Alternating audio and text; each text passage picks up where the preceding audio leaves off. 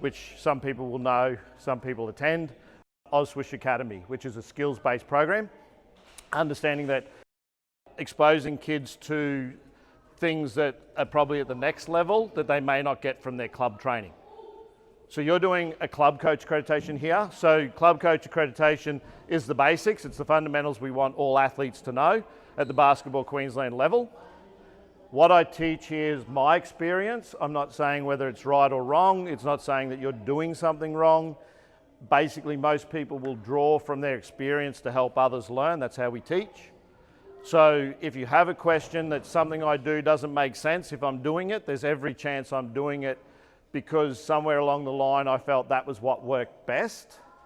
It doesn't mean it is the best. There might be something out there that is better.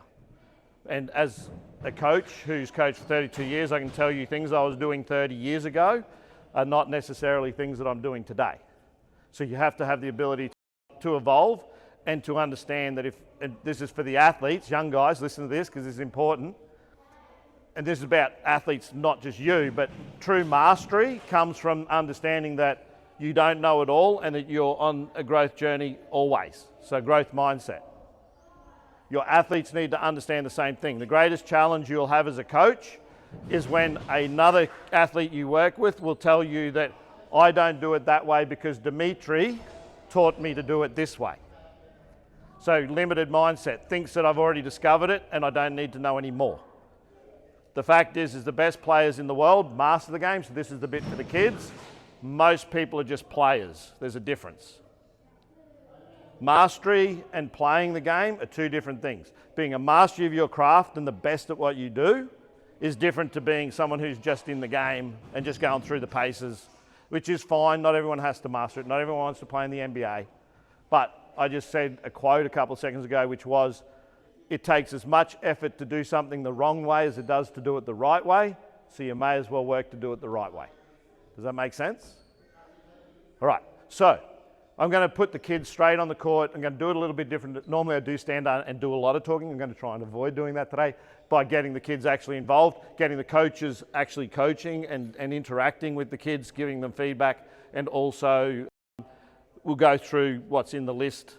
Now, I've given you this little handout and you've also got booklets from Russell, and this is what we refer to as a skills matrix. So here, and Russell's got a great one in there as well, which is several pages, but this is an overview of all the basic stuff that we would like kids to be exposed to by the time they arrive at under 18s.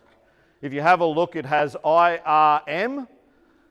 I stands for introduce, the R stands for refine, and the M stands for master.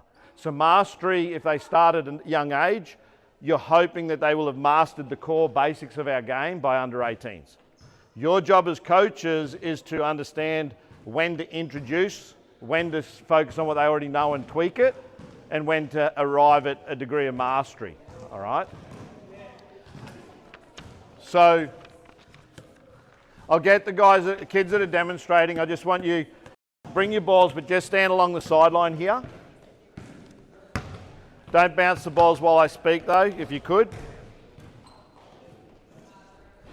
And just face the other sideline for me, guys.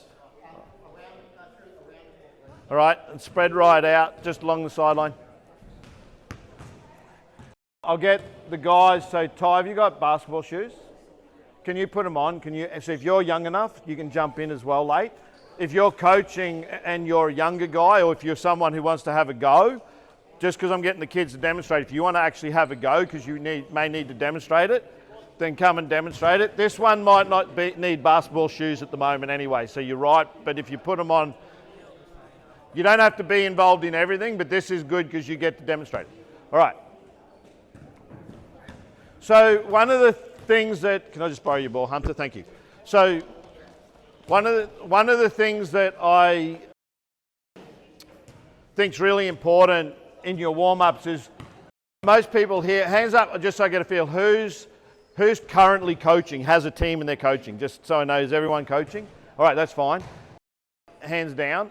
Who, have you coached basketball before? Awesome. All right, so you've got a bit of background, so that's good. So who does what we refer to as dynamic warm-ups? Hands up. All right. Okay, hands down. All right, so when I was younger, we used to have what was, like we used to do a lot of stretching, right? So that's changed to dynamic. So dynamic, we don't stretch as much now. What we do is we do body movements that are going to result in flexibility and blood flow to the areas that we're likely to use that help with balance. So this is, lunges are one of the things that I really encourage my athletes to do as a warm-up, particularly before a game when you don't have access to a court to do a proper warm-up and you don't get a lot of minutes to warm up before your game. So on the sideline, we can do what we call lunge clock. So a lunge clock is basically lunging forward in a much same as way as I was driving in a basketball. This is actually a movement in basketball here. So if I go jab and go, that's a lunge, right? So I want to get low. So what we're going to do is we're just going to go, that's 12 o'clock. These kids might not know the time because they didn't grow up with analog clocks. So 1 o'clock, 2 o'clock, 3 o'clock. So you see what I'm doing? 4, and I go all the way around.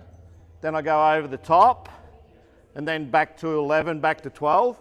Then I go the other way. All right? So we're going to start with that, guys. So you can come out anywhere on the floor, do a lunge clock. All right? So just start. This is a warm-up. Just go. So just on the spot. So you just lunge. 12 o'clock. 1 o'clock. Hold it for about 3 seconds. 2. I'll let them do that. Go both ways, and then sit down when you're done. So I see this as a super drill.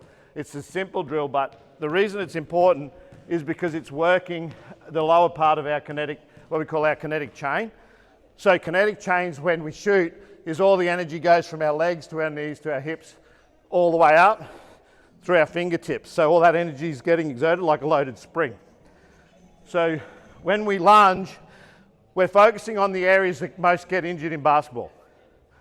Our ankles, our knees, our hips, being connected to each other. One of those fails, it's where the injury occurs. So we need good balance. So this is teaching balance. It's also teaching flexibility in those areas.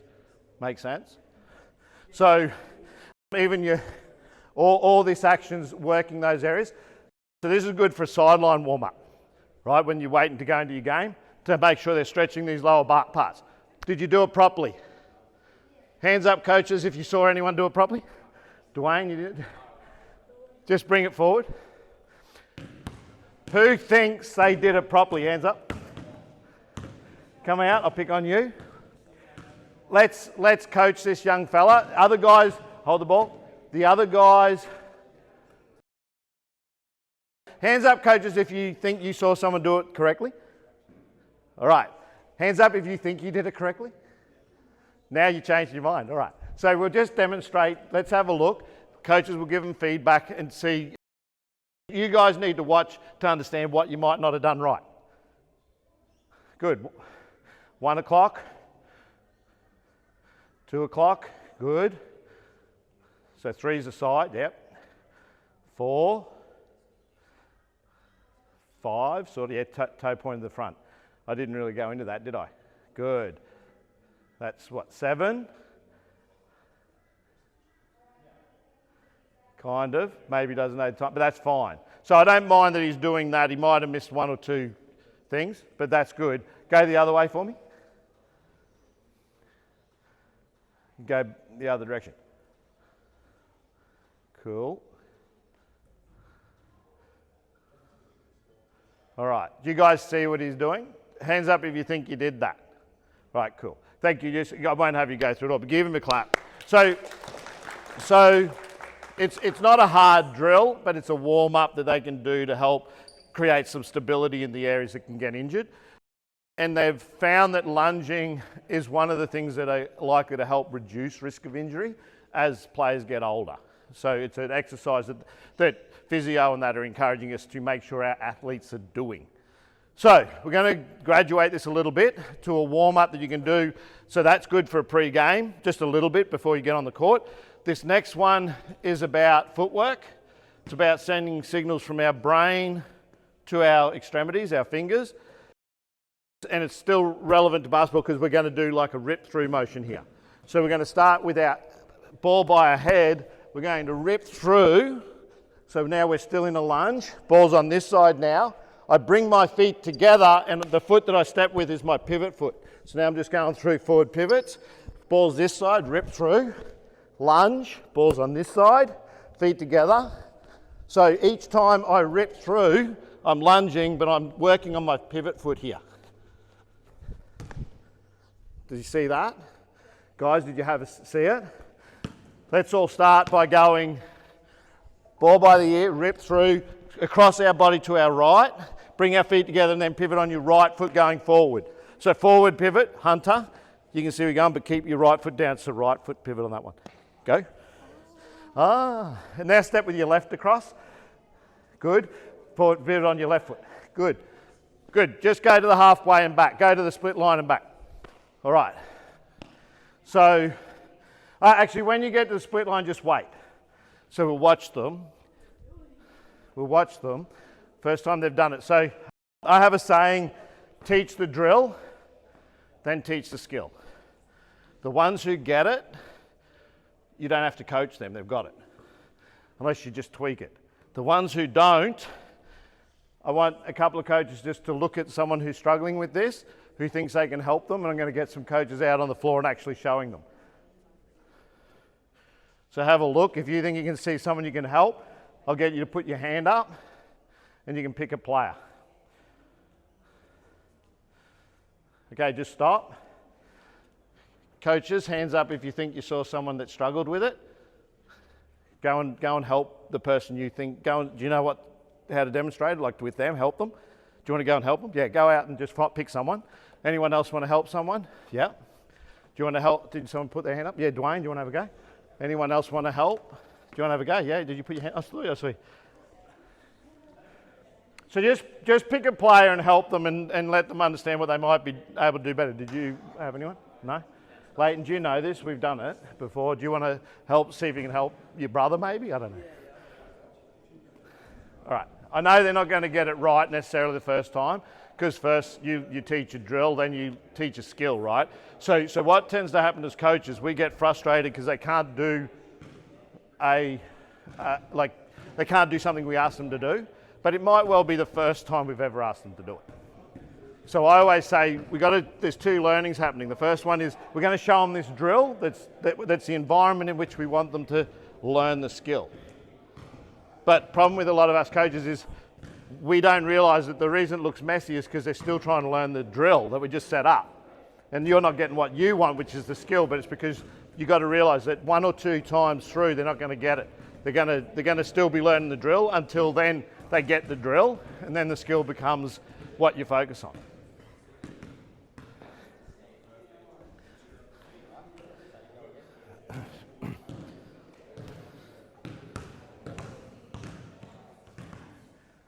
All right, good. Just go back to the sideline. Make sure you thank your coaches who helped you.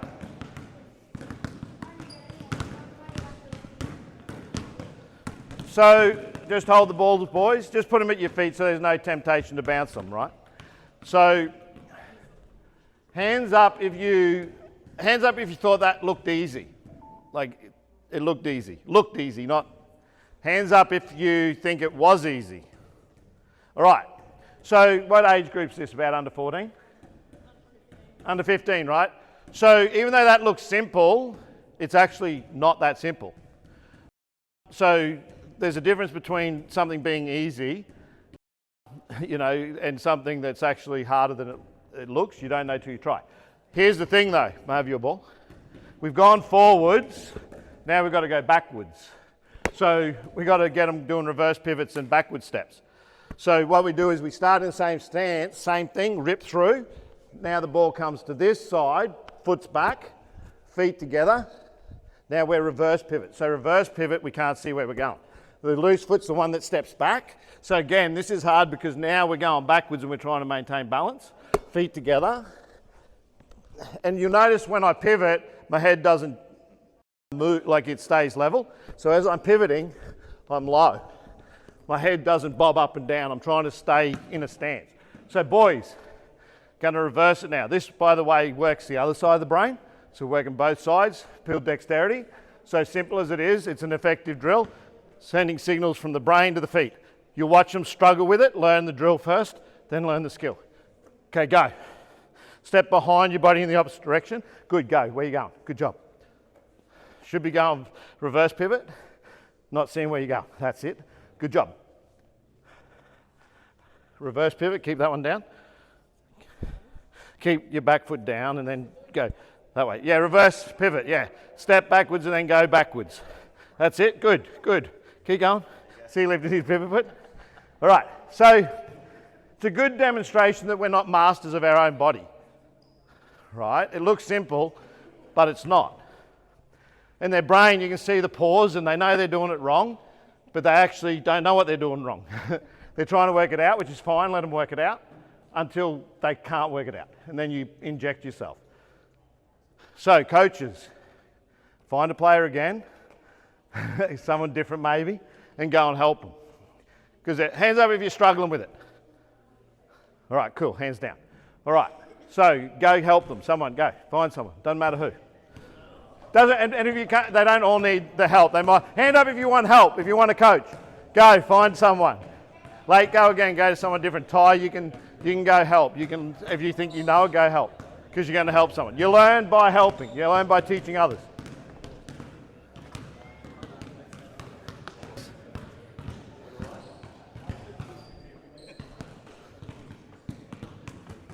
So,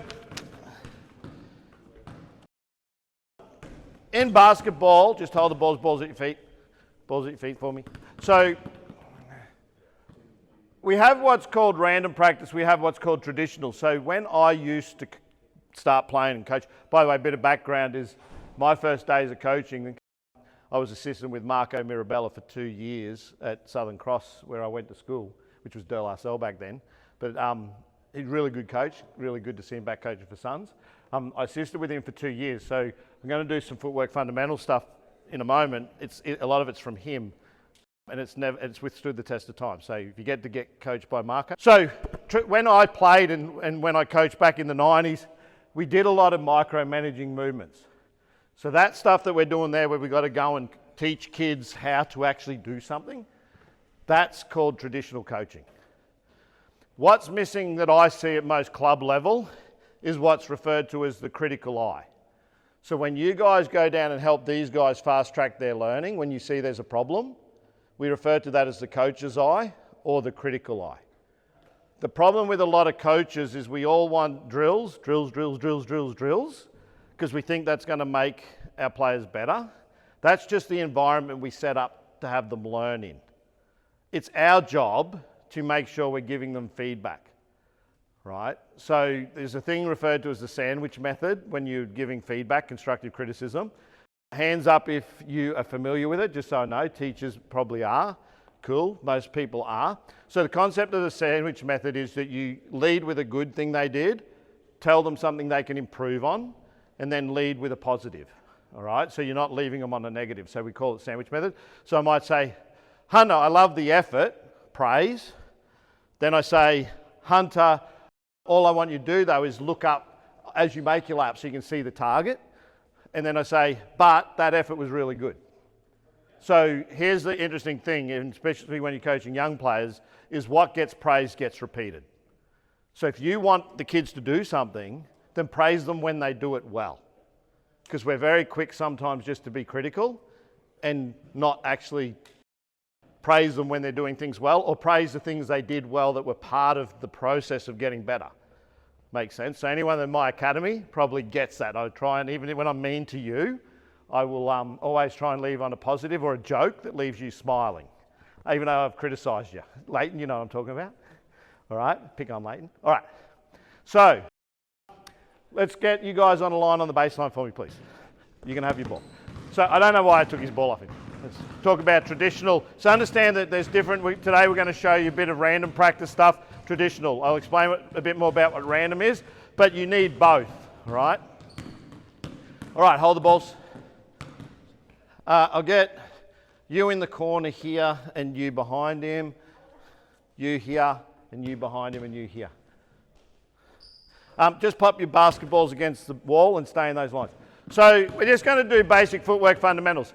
For me, I'm a big believer that the footwork is the most important part of our game, beyond all else.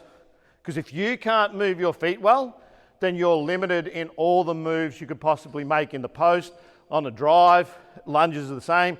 The foot and the feet is basically, there's no denying that where your feet go, you go. So how good you are at moving your feet will determine how successful you are with everything else. So if you have really bad footwork, you will be limited in this game. So we start with, we'll go with normal running. So I'm just going to get you guys to run, we'll go full court. When you get to the other end, once a group's past the halfway, the next group can go. But I just want you to run in a straight line for me. Go, first group, go. When they pass the halfway line, go, you're the first group. Yeah. No, you're second group. Go, yeah, you can go. All right. So just then, as simple as the drill was, by the way, if they don't do something well, it might well be on your communication. I'm always saying, I look at athletes, sometimes they got a deadpan face and realise it's me that didn't say it properly. So a couple of those didn't go at the same time, but they worked it out now. What I want you as coaches to observe is, and this is good probably, Dimitri, because you teach rugby, but is have a look at how they run, just basic running. Okay, go.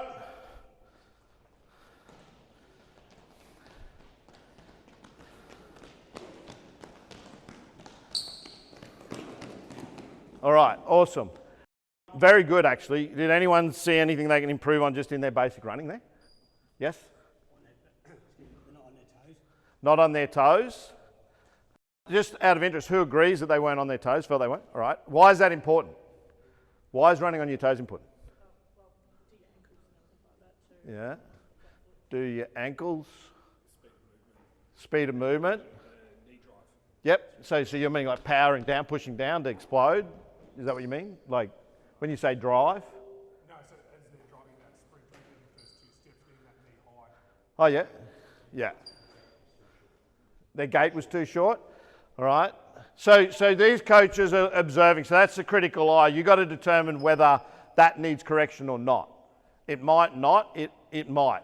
What I said wasn't too bad is a lot of them were swinging their arms. Hunter was swinging his arms, but as he got closer to stopping, it became more stiff. So speed comes from when you're off the ball, you actually need to be running. A lot of kids you'll observe are running like this. That's not going to, our bodies, we get more power when we swing, everything's in sync. If we're not swinging our arms, we're actually slowing ourselves down. All right, so we'll observe. So here's the things that the coaches said you guys need to improve.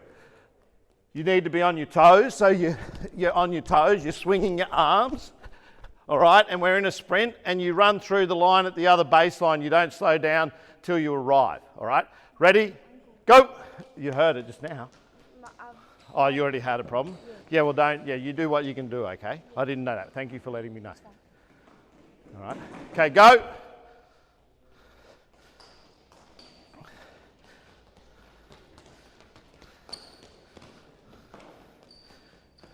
Good. So you can see already just there's a bit of improvement with that feedback. And that seems silly to sort of start right there with running, but if you want fast breaks in this game, you need to have your players running right. All right, so we're going to look at change. The next thing is, a lot of what I do is progression. You'll see that we'll just build stuff up. So I know they've got that now. I don't and shouldn't have to teach them how to run. Hopefully they'd already have it. But if I feel one's struggling, like he's always running flat-footed, then I'd be wanting to clean that up if I see it. We're going to go, can you two just come over here? Breathe through your nose, out through your mouth, all right? Here. Who else has bailed on me? We only have 5. Are you all right? All right. You can sit this one out. That's fine. I'll let you sit. Not given, okay? All right. So we're just going to zigzag run now. So, of course, in our game, we have what we call change of pace out of change of direction. So whenever we make a move, whether it be crossing it over or we're actually running, we change pace and direction. Same thing, swinging our arms, we want a distinct change of pace and direction, because in our game, if you're changing direction, you should be changing direction to beat someone. Make sense? You're wanting to beat someone. So, and it should be like a second gear. The first step has got to be the explosive one on each change of. So when I say change of pace out of change of direction, it means when I stop, the first step's got to be explosive, which is what you're talking about. So you're going to zigzag run, stay in your lane. Your sideline to keyway edge, your keyway edge to keyway edge, all right? Okay, just up, and then when you get to the other end, stop. When they pass the halfway line, next two go. Okay, go. Go on that way first. Go, yep, just swing your arms, explode, change, zigzag run, change direction, that's it. Good.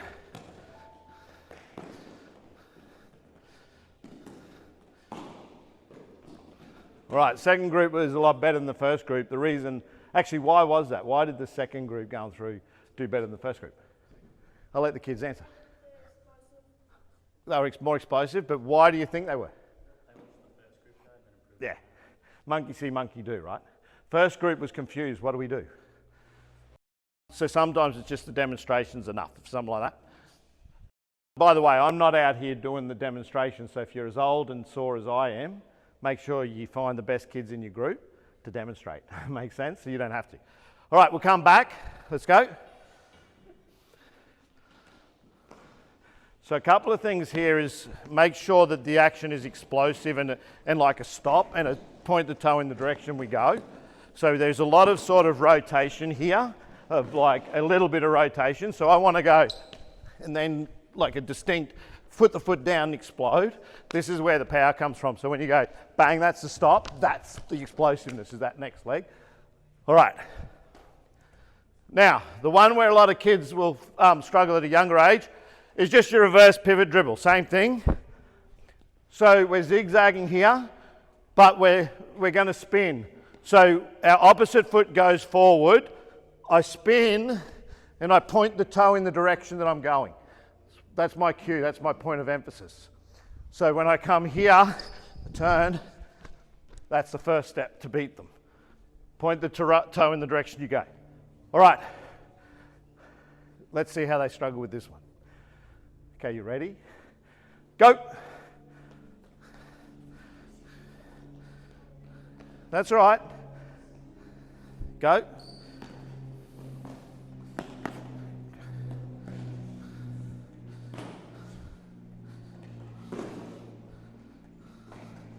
Good. Ankle broke himself. All right. What did you see of the first line? What did you think? Come down here, guys.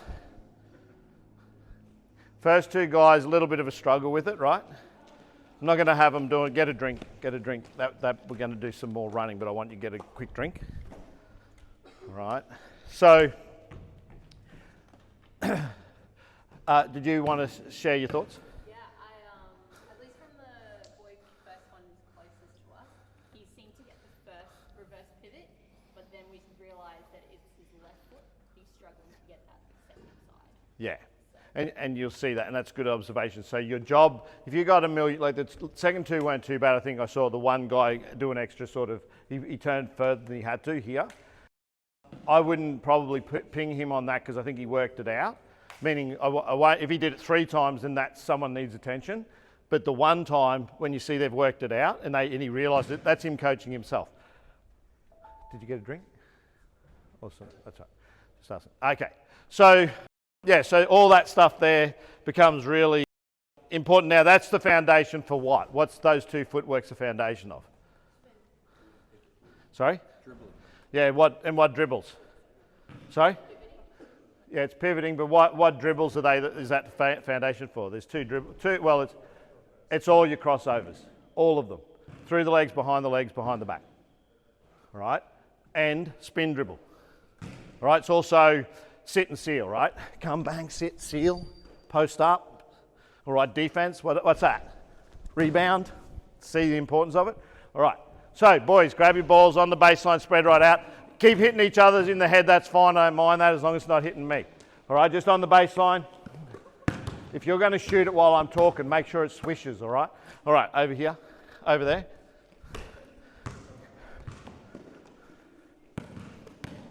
So, open court foot fakes here.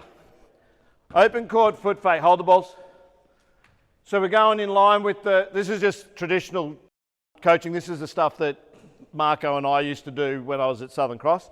We had a junior development program there. It was a school of excellence back in the 90s. And I was responsible with the girls there at the time. He was with the boys, but I assisted him with the boys. So we ran a junior development twice a week, and this stuff is what we did. And half the kids made the state team within 2 years. All right. So we're going in line with the free throw line, halfway line, free throw line, baseline. We're going to right hand dribble, but at each line we're going to do a stutter step. Hands up if you know what a stutter step is. I'm happy you said you did, Hunter, because you work with me. So do you want to demonstrate a stutter step for these boys? I'll know it, they might not know what it's called. Don't have to cross it over, keep it on the same hand.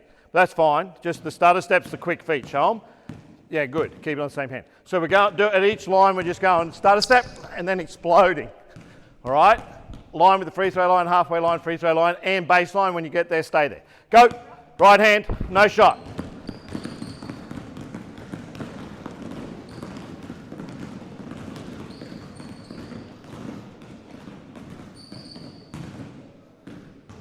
So now we've added a ball, I'm not coaching the dribble so much, I'm coaching the footwork, but have a look just for further reference of how they dribble, because there may be some things that need to be cleaned up there.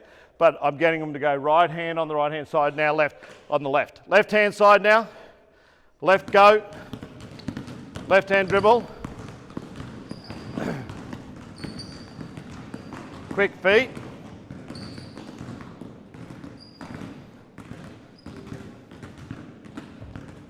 Left hand dribble for me. Okay, good. Hold the balls. What do you notice? Do you reckon they're all righties? Like without knowing? Yeah, because they all struggle with the weak hand. That's obvious at this age. They're probably, some of these guys are going to struggle with their weak hand. So as far as weak hand goes, we just need to have them do more of that. So who feels that you guys are all righties, I hope? You're right-handed people? Cool. Good, because if someone said they were left-handed, then we need to work more. All right, so, but the left hand was good, right? You did a good job. See, that was a sandwich method. I just dissed them, but I wanted to leave them and say it was all right. Like, it's not that bad. We work on it. We get better. Stand up on the line. Sorry, man. You tired? Yeah. If you have an injury, by the way, you pace yourself. I don't want you to hurt yourself. All right, next one's hesitation, right? There are different versions of the hesitation. The traditional fundamental level one is that as you, so actually let's talk about what these are. These are open court foot fakes. So there's there's 4 of them. Hold the balls, guys. First, so this is where I want to beat someone and change direction. The defense is there. You can do them with a ball or without, but it's stutter step and explode. Why are we stuttering? What are we doing that for? Why would we do that? Change pace, but why? What are we trying to do for a defender that might be there? Make them work out where we're going. We don't want them to know which way we're going. So it sort of stops them in their tracks. The next one, we want them to stand them up. So what we're doing is we're lifting our leg, so we're going to stand, then we're going to explode. So it's a hesitation. All right, ball doesn't come up too high, it's just lift. Same hand is the same side as the ball. All right, can I just borrow your ball for a second?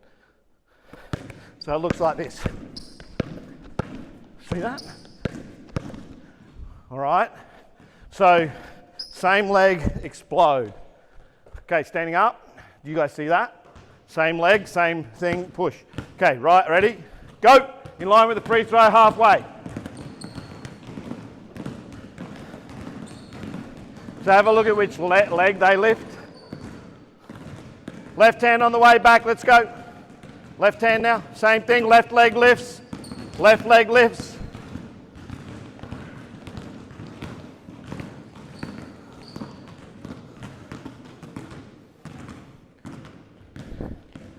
That's right, you pace yourself because who's the injured guy here? Is it you or you? Me. You, yeah. So you don't have to join in if you don't have to.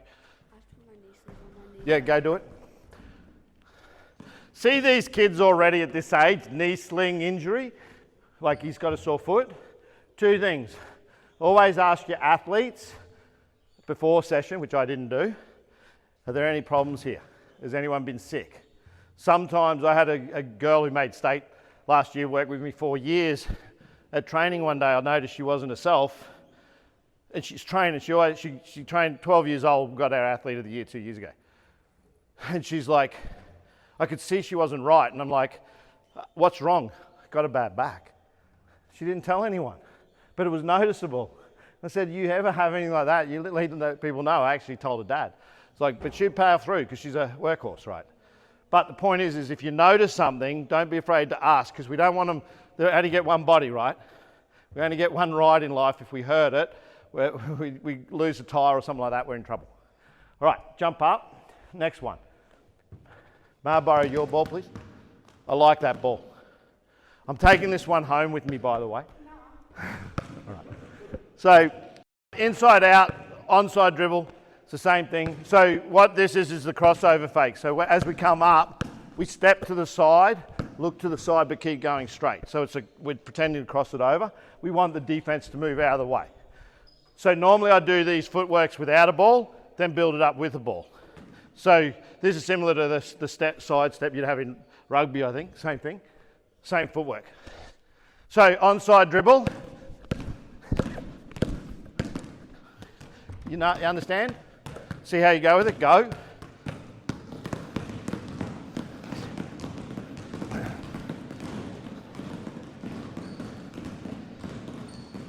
So these are all dribbles they need to know. These are fundamentals. This is what you need to be exposing your kids to help them develop at a higher level. This is the introductory stuff. Left hand, go. So now, same thing. Now I know they're not going to be brilliant at it, but I just need you to understand what they are, and we'll give them a look.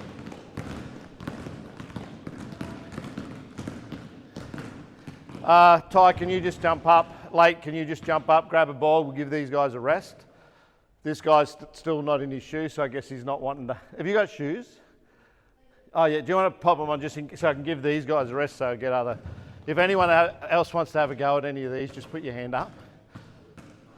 All right. Now, you might not know these, but if you've got kids in the group that know them, have them demonstrate them. You don't have to demonstrate them at pace, by the way. I can just say, I just want you to start a step, so quick feet and go. You don't have to be an NBA star to show them what you want. All right, thank you. So just take a seat, just have a rest, Hunter. So we're going to go reverse pivot fake. I think you might have done this already. No, you haven't, Ty, but you've done it. All right. So spin. So can I just borrow your ball? There's two ways to do it, but I when I was a younger man, I used to like drop and go. But it's a reverse pivot spin, but it's like a fake.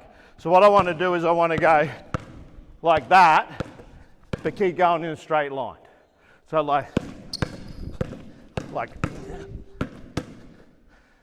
okay. So your right hand on the way up, left on the way back. Have a go at it. Go. So this is reverse pivot, right? This is why footwork's important. Because if you look at the footwork, you realise how it's all the same stuff. Left on the way back. You should always point the same way. If they do it properly, they should be facing that wall.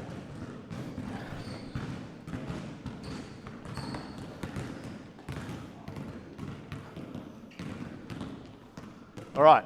So there are 4 open court foot fakes that you need to understand exist at club level. Any questions on that? Mark, I should have a towel in there. I do get hot doing these even though I'm not meant to demonstrate. A pink one or something? Hot pink one? Yeah. No, it must be the other back. You won't miss it, mate. It's hot pink. It'll go viral on the internet. Coach Craig with his hot pink bloody towel. I don't even know. I just saw it in the car and I threw it in there. Is it not in there? Damn. I'm going to have to wipe it on my shirt. All right. So they're your most common open court foot fakes. All of them, what they have, just come and sit back down, guys. But I'll keep Ty and Leighton up. And just come to the jump ball circle here. You guys did this a couple of weeks ago with me. Put your balls down, you won't need them. So this is the drop, step and slide drill that we did where you high five each other. Ty, you just stand there. Oh, actually you can start there. You didn't, you'll get it right this time. This is your chance to learn it. I've put you at the points to make it easier. All right, so you can zigzag drill like the other footwork would be defensive sliding, right, is the other important footwork. This is a good drill that I picked up from Gordy McLeod, who was once the Illawarra Hawks coach. At the NBL Blitz, he did this drill, and I've used it ever since. It's a really basic footwork drill for defense. It focuses on closing out and drop stepping in the right direction, as if to take that first step, second step, to guard a guy open court or on the drive. So what they're going to do is they're going to walk past each other. You can high five, and you go ball, ball, ball, so your hands up, and then you're going to drop step in the opposite direction. So it goes this way, and then you go past each other again on the other side. Don't bang into me. You break me, you pay for it. Let's go. You'll work it out. I'll let them work it out. They'll work it out. So they did it a couple of weeks ago with me. Let's have a look.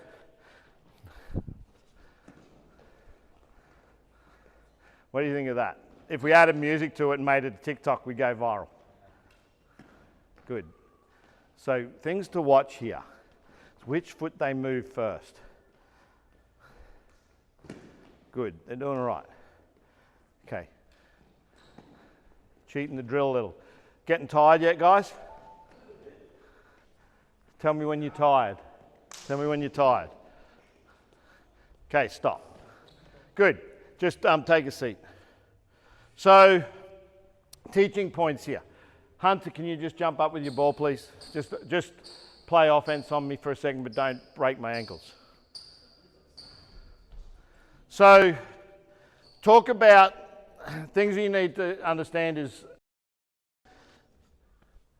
and kids need to learn early, is to understand who they're playing. This guy's a lights out 3-point shooter. We're pretending here. Oh, okay. All right, make believe. All right. So just imagine you're in the NBA. So this guy's a lights out shooter. Then I don't want to give him any daylight, right? So it's natural that I want to be closer to him defensively. If he's really bad at shooting but great at driving, I don't want to be too close. Let him be a shooter. If I'm not sure or he's both, then I want to be a safeguarding distance. So safeguarding distance is, I should be able to touch, just stand up, touch his belly button pretty much from here. That's safe. If he's a shooter and I want to make him a driver because he's not confident putting ball floor, I want to be here. If he's a driver and he's not a good shooter, I can be here, but I still need to contest the shot when he goes to rise for a shot. It's not letting him have the shot, it's just not worrying so much about it as him beating me on the drive. So, when he makes his first drive, most guys get beaten when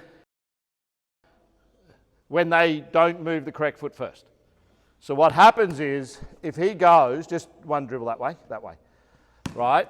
And I move this foot first, I stand myself up and I go nowhere. So look for that. Come back. So what I want to do is dribble. That foot goes first. All right? So as he goes, I want that foot to go first. Now, a lot of coaches teach patter. That's what I was taught in the day I played. These days at State, they teach, we call this gap. So this is the gap. And we're on our two toes when we're guarding the ball. So you look at guys like Paddy Mills, Ingles, the guys who come through the AOS, they're going to be like this. If you look at tennis players these days, years ago they were like this. Today they're like this. The reason being, so they can move explosively in either direction. If I'm doing that and I'm in limbo and he's going that way, I'm on this foot, I can't go that way. Make sense? So they change the footwork. This is where evolving as a coach makes sense. We could all just still be doing this and not really think about it. Now we're doing this. Make sense? So it's an evolution. All right, important things here. If he's going that way, this hand is my trail hand, this hand's my lead. This one harasses the crossover, so just go that way, just slowly. And this one's harassing the pass. If he crosses it over to the other side, hands change. Go back this way. So go cross it over. He's got a good crossover. I was going to steal that. Good job, man. Give him a clap. Protected it well. He got a really good crossover. broke a hip doing it. So we want to put harassment on that. A lot of coaches will teach the other. Doesn't make any sense. Harass the crossover. You know it's a good chance if you turn a guy, he's going to cross it over. If you get your hand in the right spot, you'll probably disrupt it. Okay, so how they carry their hands guarding the ball is really important. We have what's called gap and re-gap. This level, won't worry about that too much, but teaching the first gap is really important. Second gap comes when there's a chest bump. So if I get across, take a hit, bounce back, play again. That's the re-gap, all right? So gap's the first thing you need to teach a young age group. All right. I need a drink and I need a towel, Mark. That's right, you're right, mate. That's okay. Any questions? Do you have any helpful analogies when you're teaching some of that footwork? Because my girls are they're always useless. Okay, so the footwork for defense is like fencing. So I always make a joke how if I was on the Olympic team, so you talk about analogies, metaphor, so they remember. That's important too when you teach. My boys don't, or guys I work with don't always realise this, but when I talk in metaphors, it's to make it sticky, right? So how do you get someone to understand what you want? Speak in a language that's going to be memorable. So a joke will work. If it's a stupid joke, they might remember it. But I like with younger guys to tell them that if I was a fencer in the Olympics, that this is how I'd do it and I'd be really good. So a lot of players play defense like this. They're sliding their feet like this. It's actually that. You want to take pressure off your knee while you have flexibility. Makes sense? A lot less stress and quicker than that. So point the toe in the direction you go. So that's points of emphasis. I want them to remember it. I want them to be hearing my voice when they go to bed at midnight. Maybe not that. Point the toe in the direction you go. Point the toe in the direction you go. That's what I want them to be saying in their head, right? But how do you explain it? They've all seen fencing. So different, same footwork, but they get it. Makes sense? So any other questions? Any other observations that you feel? Obviously the introduction. Yeah, Hunter? Did you put your hand up? You're lucky. I was going to pick on you. All right, let's go into layup footwork. Just put your basketballs down, guys. What age groups do we coach here, just out of interest? Who's under 12s? Who's under, I don't know, you have odd ages, under 13s? All right, under 15s? That's almost everyone. Under 17s? Under 19s? Is there an under 20? You guys don't have 21s per se. It's a what do you call it, MBA or something? Intermediate, they call it. What is it? Youth league, all right. So anyone coaching youth out of interest? Okay, anyone, so you got three teams, have you, across 17s, 9, like youth? Yeah, okay, cool, good on you. That's a tough gig when it's your age group, I imagine. All right, do they listen to you? Oh, good, that's respect, I like it. All right, let's get some, so what's our footwork, boys, on the right-hand side? Right, left, up. Who agrees? Hands up if you agree. All right, cool. Just go line up for me. No ball. No ball. I've got the ball. I'm taking this home with me. No, it's mine. That's right. You'll get it. I am joking, of course. It is a good ball. All right, so if you've got a younger group, this is how I teach the footwork. Teach them to high-five me first. So it's always progression with me. I'm trusting that they have the correct footwork, but because I don't know them, I never assume anything. I want to see them first. Especially when they come to my program, I need to see them before I put them where they are placed. I need to make sure that I'm not disadvantaging other people in their development if they're not ready. So I make sure they're in the right spot. So let's go.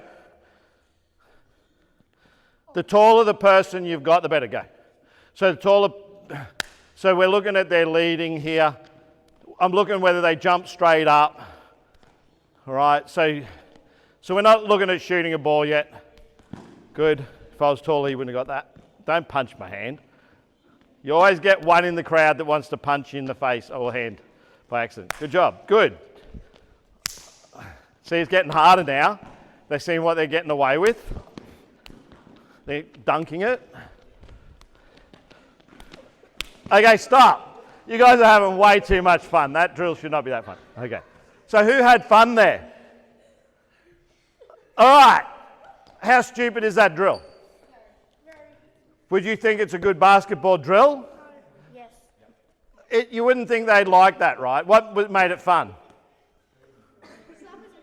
Slapping my hand. Right, getting to hurt the coach for 5 seconds. Yeah. All right, so you guys have got, who thought their footwork, it's not, we haven't added the ball yet, but who thought the footwork was there, they're taking off the correct foot? I wasn't really looking at their footwork, but did anyone see anyone take off of the foot that you wouldn't expect them? Yes, who? Who knows that or thinks they took off on the incorrect foot? On my first go. On your first go? Good. So these guys, here's the thing too, is they know. You got to. Sometimes they're going to coach themselves. They know, and they've just owned it, which is good. Because I know that they're trying to work on it. If they can, whose balls is? Do you want to? We'll just use the two balls. Line up.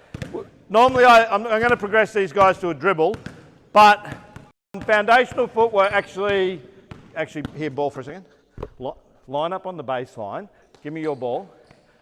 We'll go dork drill. I just want to show you a way, particularly with younger age group, and this is good for a warm-up as well.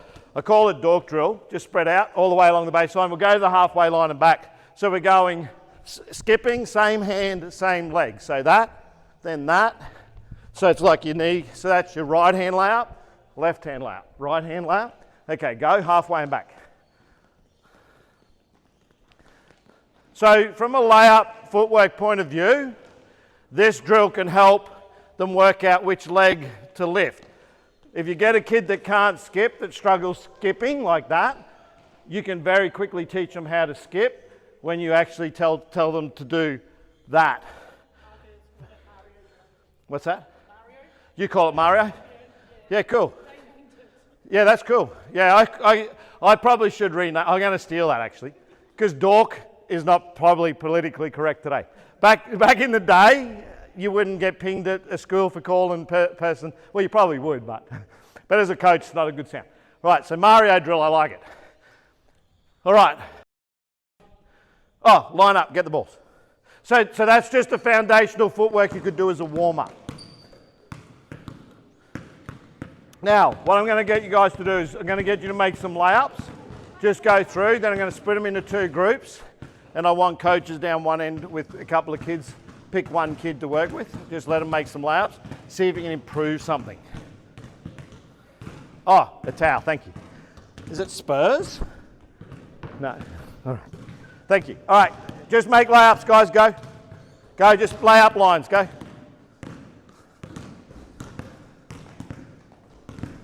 So jump up, coaches. This is all coaches. No getting out of this one. Just go down the side. We're just going to go right hand layups. We're going to send a couple down. Everyone can talk. Yeah, you can go this side. Hunter, go there. This guy, young guy, go down that one. Go down that one. The others keep going. The others keep going. Coaches are going to come out and have a look.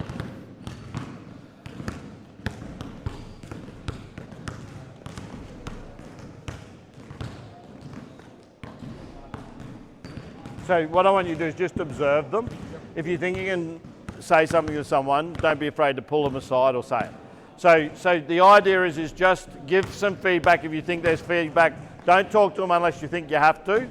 You can compliment them, do the sandwich method if you want. But just have a bit of a critical eye on something you might see here.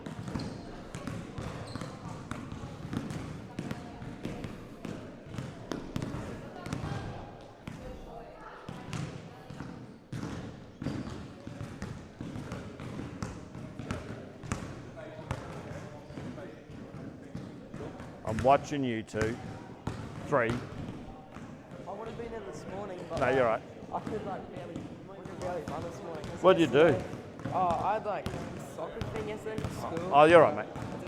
That's okay. It doesn't matter. You're not in trouble. At the end of the day, I mean, I think it was a good session today, personally, but I'm biased. So, you're right, mate. You're right. If you're tired or sore, You're better off not being there because you need to have a break. Your body needs a rest. Resting's as equally as important as training sometimes.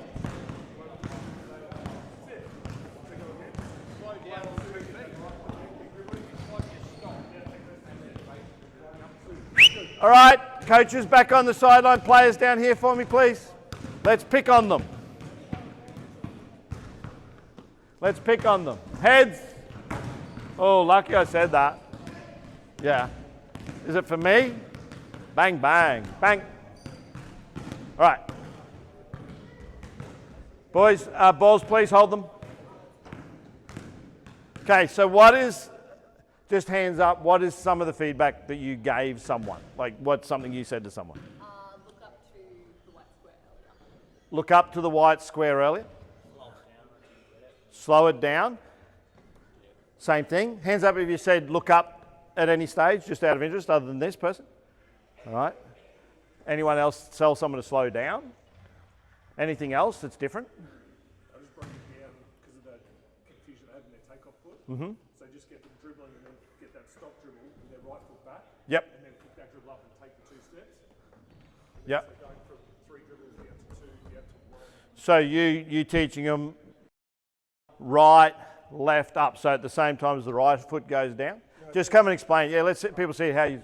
If you want to grab the player out you're working with, you can grab him too. Find who you're working with, and we'll bring him out so we can have a look. By the way, if I ask you to be involved, it's because then I can sign you off as actually have coached.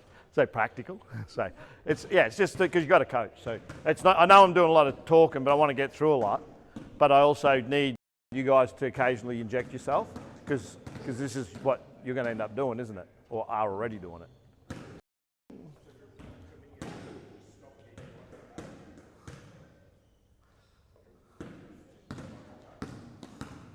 So just as they're coming in, so perfect. So as they're coming in, you get the dribble. If they get their feet confused, just get that right foot back. Just take. Yeah, I see. I recollect, gather again. Okay, so that makes sense. So what he was doing is he was saying the timing was off, but he's saying you can gather and regroup and then make sure your footwork's correct. All right, can I just borrow that ball for a second? So on the layup, some things that are common that are problems with kids that do a layup. A lot of the ones that you'll see that spin 100 mile off the backboard is because they're actually they're overshooting the shot. So they're going under the backboard. This is really important too, actually. I'll say, no, I need it. Can I borrow it, please? Thank you. All right. So I always say coaches are very good at teaching shot technique, but they don't and aren't very good at telling people why they made or missed their shot, which is a different thing. So what I mean by that, which is, you think, how's that different? It's because shot technique is the duplicatable part of a shot. It's the bits and pieces you need to have a good shot, a layup, run a floater, whatever it might be. Hold the ball, please. What I'm talking about is the things that are external to the process that are added or aren't needed that change the shot away from the process that you're trying to teach. So when we shoot a layup, we should be jumping up. So while we're talking about right, left, up, sometimes kids don't get that it's up. Makes sense? They're jumping through. So they're going right, left, through. And now they're not jumping up, they're going under the basket and backboard. Looking at the ring is important because if you're teaching shooting, I'll just show you BEIF technique today, which is balance, eye, elbow, follow through. Eye being that you've got to look at the target. So we want them to look up and see that square. A lot of people who miss, again, will jump through and they'll look up at the last minute. So you said early, right? That's the key. You want to see it early. You're not in every part of the game going to look up all the time. It's not going to happen. But you need to look up at the right time, which is when you're shooting. That's one time you want to be looking up. Yes, question? Okay. You went like this. That's fine. All right. So, yeah, so jump up. The other thing is, at a young age, we get a lot of scoop shots. That shot has its place in the game, but the reason they're choosing that over that is because they don't have strength yet. So a couple of these guys, you'd see they're like doing their layup, and they go, and it's the finger roll. So, Leighton, when is that shot a good shot in basketball, do you think? Yeah. It's a really good answer. I like it. So when your player's on your back, that's the shot. Hand away from the defense. The problem with doing it full court, side, fast break, particularly at a high level, clean block. Guys chasing down, bang. It's showing the ball. We call that showing the ball. So what's the alternative? It's to shoot it. It's actually to have your hand here and shoot the ball and finish high as opposed to show it. All right. Have this arm, it's still a balance hand. Encourage them when they go up. Balance hand goes up. This one, protection arm. Why are we putting it up? Latent. Draw the foul. That could still be a clean block. That shot hits my arm. Foul, go to the line, 3-point play. But that's showing the ball. All right. So try and encourage on the layup, normal layup. It's a shot. Try and keep that balance hand up as though it's still a shot. Sorry. No, you're right. Thank you. All right, so all those things are important. Make sure they're jumping up, make sure they're looking at the ring, and the stuff that you tell them, the correct footwork, is all the same stuff. You guys will all be saying the same stuff. All right, so on the left-hand side, the footwork's opposite. I won't have them demonstrate it, but you understand that it should be left, right, up. Left hand shoots the ball. At a young age, we do a close shot. They should be able to make that, have that strength to get the shot off. The footwork for a reverse layup is the same as it would normally be if you're shooting on the right-hand side. If you're finishing on the left, it's the baseline hand, the baseline knee shoot the ball. This is where a lot of guys get their reverse layup incorrect. So when they drive, so they come in, the footwork should be that miss, but it's the baseline. So it's, guys, can you just move out of the way? So can you grab the ball for me? I'll try and demonstrate it here. So just move the line, guys. So these people, can you guys, can you move just out of the way? Because I want to show them the footwork. All right, so as they come in, normally it'd be right, left, up, right? So if I'm doing a reverse, it's still right, left, baseline hand, baseline knee. It's that hand that shoots the ball. Protection arm up, all right? But the footwork's the same because it's still a right-handed shot, even though it's on the left-hand side of the basket. Does that make sense? So we need to realize that that layup footwork here, that one, is the same as that one. All right? On the left-hand side, it's true. A lot of kids come around and they'll dribble and they'll go that side, but of course that's the side the defense on. We want to teach them to protect it, so it should be, I'll try and get one. Try and get one. Baseline hand shoots the ball. Take off this foot. Baseline knee, baseline hand. Make sense? As you would with a left hand. I'm not going to have them do a left hand lap, but you understand the difference? Anyone here not understand the difference on the footwork? All right. Runners. What's the difference between a runner and a floater? Actually, stop. Coaches, what's the difference between a runner and a floater? Is a push shot, yeah. What else? Anything? High arc, yes. Yeah, what do you want to say, Ty? What's a runner? Yeah. Any other thoughts? All right, so, yes, Hunter. Hands up if you agree. A runner is off 1 foot, a floater is off 2. Okay, so that's the difference. The other thing is what, Brandon, is it? Yeah, Brandon, of course. Yeah, so I just realised you coming today. All right, so the floater is a put shot. So we're not lock and snapping. A runner's actually a layup. Boys, you want to do some runners? Let's go. So it's further out. So it's the same footwork. Nice, good. Let's go. So you'll see they get this footwork great. This is the interesting thing is more than a layup, they often get a runner. Go for your life. So balance hand on it still. Nice, good job, Hunter. All right, so runner footwork is the same as the layup footwork. It's just further out. Okay, it's off 1 foot. What layup it's a runner. So it's a layup but further out. So just a bit further out, same footwork as a layup. You good? Well, that's no good. That's not going to make you a superstar.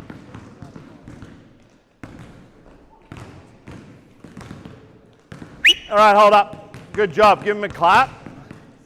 All right, so I'm not worried about their execution. It's more for you to understand what a runner is. You need to teach them that shot. The runner has evolved to become part of our game because when I played, hold the balls, when I played, this three-point line was a bit closer. And what they call the neutral zone, this here, hold the ball, this here didn't exist, the line that was painted on the court. That was known as a neutral zone, always there in the rules, because the basket has its own space on the floor. That in the same way as we have our own space on the floor, the hoop does. So they call this a neutral zone, means if you're under here and you're hustling and bustling, they will call a foul, but the point is they're not going to call a charge foul. So you've got to be outside the circle to take a charge. So when the bigs started to step out, it changed the way the kids and the guards in the leagues shoot the shot. So this is how we get the runner, floater and Euro, the evolution of the game. So every time there's a line change or a timing change, the game changes, right? The way we play changes. So, floater. Ty, who was it said it was off 1 foot and 2 feet? Was it? Oh, you did. Oh, Hunter. Great answer. All right. So, Hunter, do you want to demonstrate the floater? So have a look at his footwork. So he's shooting the ball, but it's actually a put. It is a one-handed shot. He's shooting it. Probably two hands, probably not good, but... All right, hold up. Do you know how to shoot a floater, Ty? Off two? Do you want to jump and demonstrate? I can't demonstrate it because this is after my time, this shot. Can't do it. All right. Hold the balls, boys, for a second. Ty's just going to show you how it's done. Good. So see, he didn't lock and snap. He sort of pushed or put the ball, and he was off 2 feet. And you can actually, if you actually have a look, boys, hold the balls and let Ty demonstrate, please. He's better than you guys. See, I was just mean to him, wasn't I? All right, not bad. It's a straight shot's a good shot. We work on it. Probably a bit further out than I take it. Last one, Ty. Make this one. Everyone's watching. Camera's on. Woo! All right, you see it? So there is no balance hand in it neither, interestingly. It is a one-handed shot. All right, boys. Euros. Ty, do you want to do a Euro as well? Leighton, go. You're laughing at him. You can join in. Go. Okay, go. Euros. Show them how it's done. Euro. Big, wide steps. Go. Next victim. That was the travel. You only got 2 steps still.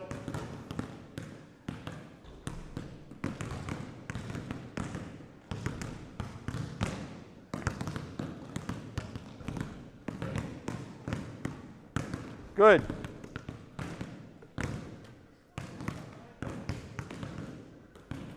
Okay, hold up. So you see what a Euro is?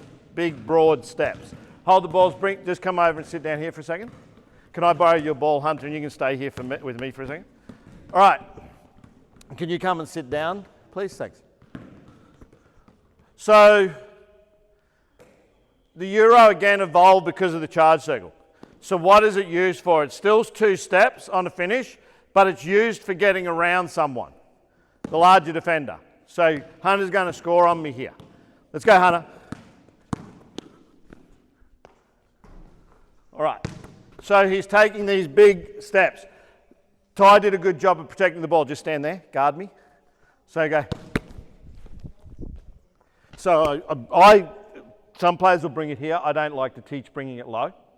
I like it to go above the head, so it's like, which Ty did. He sort of brought it over with one hand, which is a little bit looser, but it's still good. Protect the ball behind your head. Go. One last one. Go. Impress us. See, he keeps it out of the way. All right, not down here. Good job. Give him a clap. Take a bow. All right. Yes, Bren. Yeah. You said you don't teach underneath. Would you teach that for a shorter player who can get under? Just take a seat, Hunter. Thank you. You had your 5 minutes of fame, mate. Having a big player swatting it out of their hands, a lot taller. It's a hypothetical because there are guys that will teach go low, and I'm not a fan, so go like this, like this. The reason being is because they're putting their head down, they could potentially like bump into someone to lose control. They're not really seeing what's going on. That said, some could argue could be behind the head, someone could rake it, like it's hypotheticals. I prefer to keep it away from that defender there. I don't know what else is around. What I do know is if I come here and I'm too close and I bring it here, I could hit him. Like, yeah, he might even have to swat it. It could just become messy. That's just my preference. Doesn't make it wrong because I've seen both, but it's not. My experience is protecting the ball, right? You could possibly like cradle and go, but I still would think that's harder than just going behind. And if you're going the opposite foot, it's the opposite way, right? So the goal being protect it as best you can. There are guys that, like you said, go low through defenders. It's good if you're skilled, you probably get NBA. You're probably picking your moment to do that. But I think that's harder than going over the top. That's just from an execution point of view, right? Probably level 2, state program, high performance, you'd be teaching your kids that. So your school program, your goal would be to have your highest players doing both. You teach both is the answer.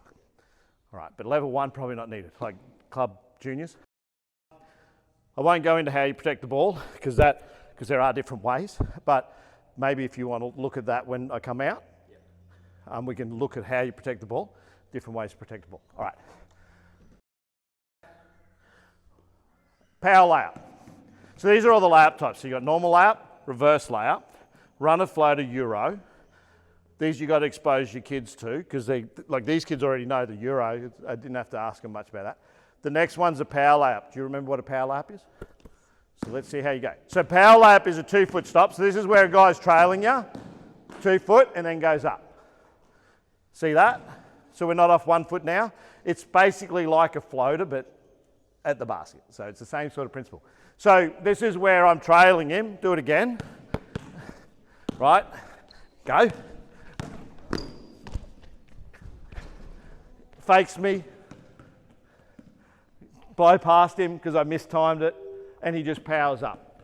Reverse power layup, can you remember? On the left-hand side. So same thing, no. Start on the right but finish on the left. So power layup, 2-foot stop on the other side. No, that's nice though, I like it. I like that, that was good. Over here. There was nothing wrong with that footwork, by the way, that's a step through, so you did a really good job of it. All right, so you're going to drive, jump, stop on the other side, and finish with left. Good, give him a clap. He sort of did all right. But see, it's a power layup, but on the other side. Why would you choose to go the other side of the basket on a power layup? Any thoughts? Why that would be, why a reverse layup? Okay, let's think about, oh yes. Say it loud again for everyone. Yeah, so what are you using there to protect it? Rim protection, right? So the reason that is he's probably got a really big guy on his back here.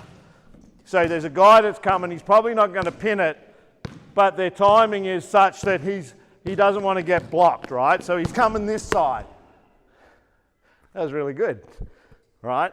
So he's using the rim. It depends on where the defender is as to what you'd choose. But you break it, you pay for it. I keep saying it. All right, so you got the power layup. That's another one you got to teach. You can just teach all those from a layup line if you want to go traditional. There are other drills that you can do where you can, tell them what shot you want. So what I do is we'll do this one as a quick one, 4 and rotate. So we go, let's get 1 to 2 guys, 2 guys here, 2 guys there, 2 guys at the block down that end, and another 2 guys. Ty, you can join in on this one. 2 guys here, at the block, You can jump in for this one, you should be able to do it. Ty, can you go down on the block with this young fella and use his ball? Here, you're right to go. Be on that side. Leighton, can you jump in? Oh, no, actually, I'll throw this guy in just if you could, yeah. Hold the balls, boys, hold the balls.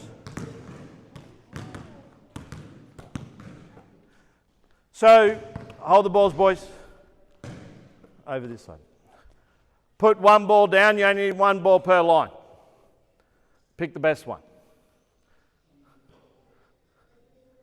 Okay, so we'll go 4 and rotate is what I call this. And it's just getting everyone shooting shots. Listening, on the left-hand side, you've got to make a left-hand layout. On the right-hand side, it's a right-hand layout. Okay? First team to 4 shouts 4. You take your ball and you rotate clockwise. So you guys are going to take your ball and run to that block there. Tie. Your team, if first team shouts 4 and rotate, you take your ball. You need a ball there. You need a ball per line. Each line's a team. So you're a team. Sorry, this is where my communication's bad, by the way. All right, so left-hand layup on the left-hand side, right-hand layup on the right-hand side. You get your own rebound, give it to the next guy. First group to make 4 calls rotate. You take the ball across to the next block. So you guys will go there. You take your ball and run all the way there. You guys will run across to there. You guys will run down there. Your count starts from 0 again. So the guys that are running full court are at a disadvantage here. All right, they've got to play catch-up. All right, ready? Go. Count your score out for your team. Go, lay it up. Get your rebound, give it to the next guy. So I'm only showing you this because from this you can teach bank shots, you can teach runners, floaters, you can navigate the mess and teach reverse layups. You just have them like sort of navigate where each other are and bump bodies. That much the same as like navigate the traffic. Rotate. Good, so go to the other side. You guys down here. Let's go. So I might pick a different shot type here. I might say runners. What I often do is I'll do all 4 of the same shot type. When they get back to where they started, I then change the shot, and then we go again. So I'm changing what I want, all right? You could actually add contests to this too.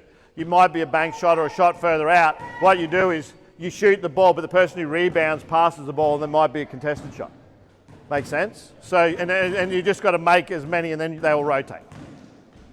So just a simple sort of drill. So that's the layup stuff. I think we covered all the layup stuff. So same as you want to teach shooting decision making, you also want to teach passing decision making. The decision here is based on distance. So the type of pass you choose is based on distance and also on defense, like what sort of defense might be played. All right. So the most common one that we should be teaching that I don't see a lot of kids doing is a 2-hand chest pass. It's actually not that easy to do. They gravitate to 1-hand push passes all the time. The reason a 2-hand chest pass is good is because it has more power because it is with 2 hands. So as they get older, they get stronger, then they're going to be able to do over a long distance. So this is like a kick ahead pass and should be normally a 2-hand chest pass over a reasonable distance. Push passes, good for around the perimeter. Overhead passes, good for around the perimeter. Good for lobbing in to the post, so going high over the head. All right, then you've got your baseball pass, which a lot of guys don't tend to teach. All right, which is your long distance, throw it, run out in front, catch and shoot. All right, you got your bounce passes, you got curl passes. Curl passes for feeding the post within reason. Most big guys don't want to catch it low. If you ever played with a big player, like I'm a guard, so most of the talls that I played with did not want me to pass it in low. They wanted it high. So I'd be encouraging your players to go over the top to a big, so he's catching it here, instead of trying to bounce pass it and have the guy have to step and catch at his knees. All right, so lob passes to bigs. And curl passes have their place to feed a player, but bounce passes around the perimeter from here to here, particularly at a higher level, are dangerous. They're widow makers, I call them. Get picked off, go down the floor. I couldn't tell you the number of times that I've coached teams where we've had multiple turnovers and I tell them not to do bounce passes around the perimeter, but they still do it and it still gets picked off, and you just think, when are you guys going to learn? Our turnovers are coming from bounce passes. In fact, if you look at your games, you'll probably find most of your turnovers actually come from the bounce pass. So when's the bounce pass good? It's when it's coming off a screen, close proximity, or through the paint to go in what we call the dunker spot on the weak side. So bounce passes have their place in the game, but are probably not a great pass over a long distance unless your name used to be Jason Kidd, because he could throw a bounce pass. All right, over a long distance. But it's not that you've got to practice them all. You get really good at them, mastery becomes a thing. Guys like Jason Kidd will make a good bounce pass because they've worked it out over a long period of time. Jump up. So we're going to go two-hand chest passes. Important thing here, put a name on the pass, so call for the ball. We run, we don't shuffle or slide. So we don't do this. That's old school, that's how I was taught. We run. Okay? You run on, you pass ahead of the receiver. I don't want to catch it behind. So the teaching points here is pass ahead of where the guy in front of you is running. Put a name on the pass, so call for the ball. If you don't know their name, you say here. So that's all I say to them. If you don't know their name, just say here. If you're receiving the ball, show 10 fingers so you're ready to catch. Who wants to jump up instead of this guy? No, it just had lollipop. Oh, okay. Thank you. All right, you ready? Let's go. Go to the full court and just stay at the other end. Go. This side, yeah, just two in pairs, in pairs. Yeah, just keep running, keep running, keep running. 2 steps to a pass. Let's go, 2 steps. So important thing here too is 2 steps to a pass, otherwise it's a travel. If you're in a drill that's full court, this is corridors. If you're in, by the way, a lot of fundamentals can be, hold the ball. A lot of fundamentals can be taught in corridors, but you don't want the whole session to be corridors. But you need some of your session to be this. If you're teaching traditional, we're going to do a game in a second that'll teach passing and defense at the same time and spacing. But I need them to know the fundamentals first. All right, so 2-hand chest pass. Ball here for a second. Good. So thumbs up, thumbs down. Dwayne, you're good at catching? Oh, I hope so. Well, yeah, I hope so too. Do you want to catch? I won't throw it hard, just stand up. So I go thumbs up, thumbs down, so that my hands finish out. So here. So thumbs up, thumbs down. See that?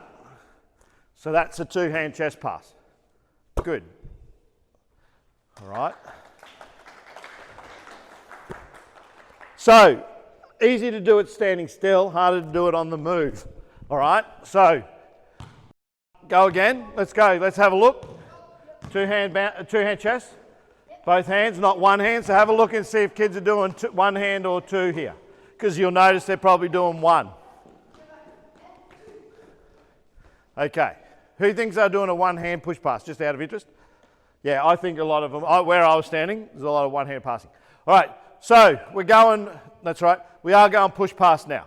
So what I want to encourage the kids to learn to do is left hand passing to your left, right hand passing to your right.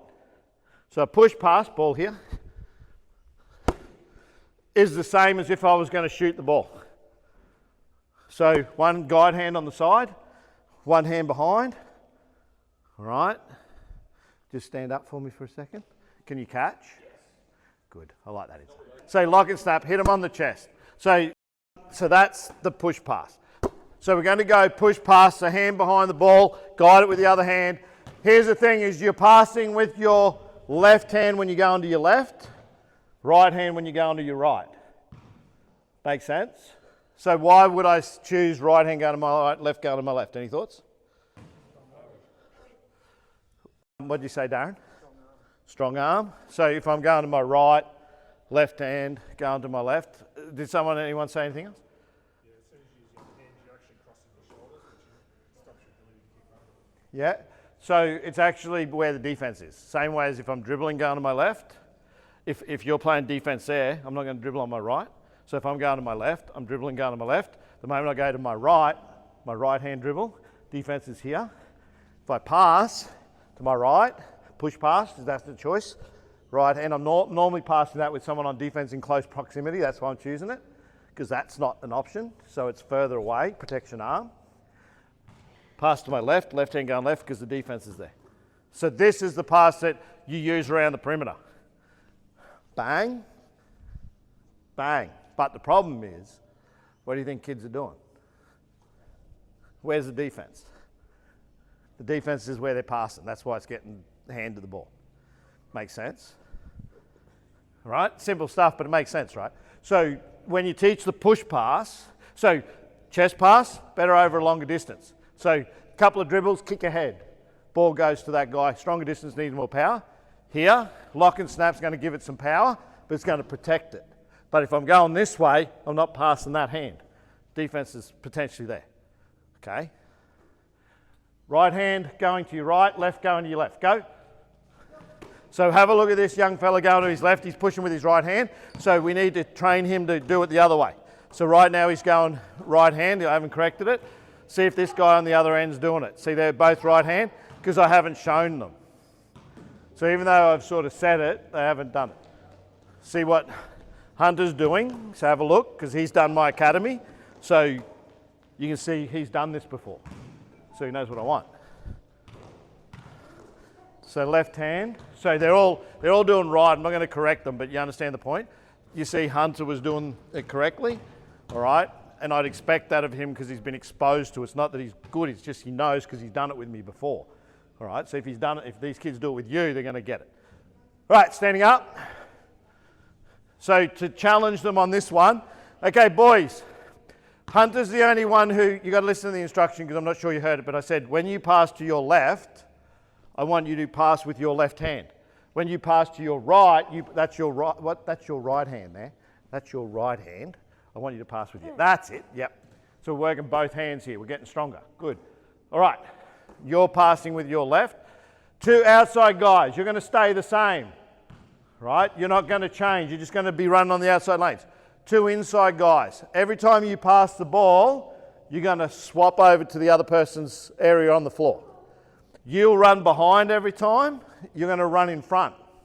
Every time you swap sides of the floor, you've got to pass with a different hand here. You guys on the outside, you're just going to keep passing with the same hand. You're not going to cross or anything. So you're always going to be left going up. You're always going to be right, Hunter. But you guys run behind, get the ball back, pass it, and then cross again, get it back, pass it. So you're always crossing. All right, you ready? You're going to pass there first. You're going to pass there first. Go.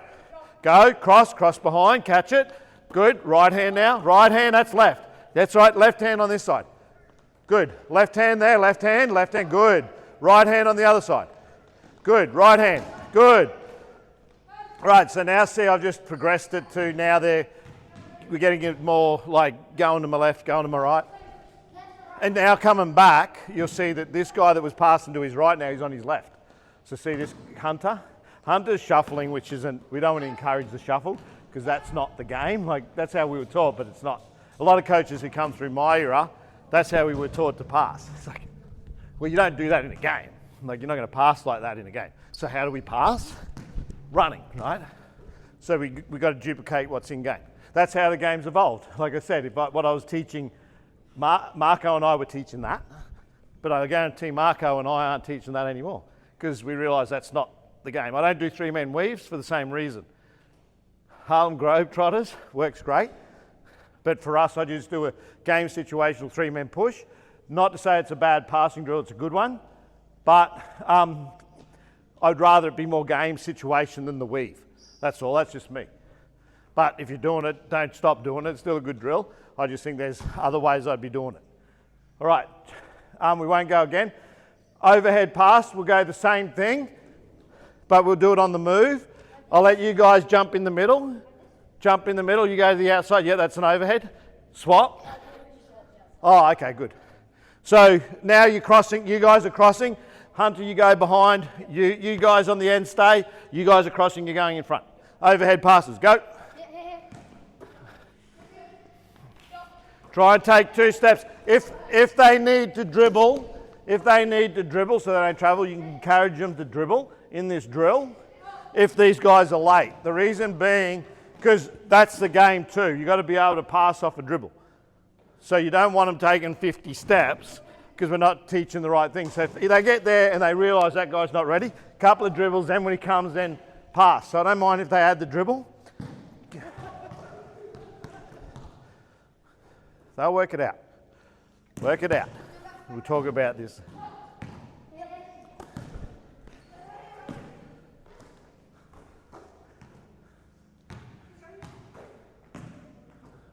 What'd they do well there, do you think? What's that? Reset themselves and Thank you. Yeah, claps to these guys. Now, we could have injected ourselves into that and stopped it and told them what to do. But ignoring them and letting them work it out is probably the best learning and the best ownership you can have in building a team, is when they all just work it out together. There's going to be times that they're not going to do that, but there's going to be times when they'll do it well. And that drill, they were smart enough to sort of get their heads together and work it out. And that's probably the best coaching that you'll get if they're coaching each other. It'll make life easy for you. All right. So push, pass, bounce, pass. Let's go. Oh, we haven't done bounce pass. So bounce ball here. Actually, Hunter, you come out. You guys just take a quick seat. Hunter, you can demonstrate again. So, important thing with a bounce pass. I'll talk about the overhead because of what I saw. So, when we do our overhead pass, we want to lock and snap, and we want to hit them on the chest. We don't want it to go too low. So, see how it's high here? I want it to hit, that's low. I want it to go lock, that was good. So, I want it to hit him on the chest.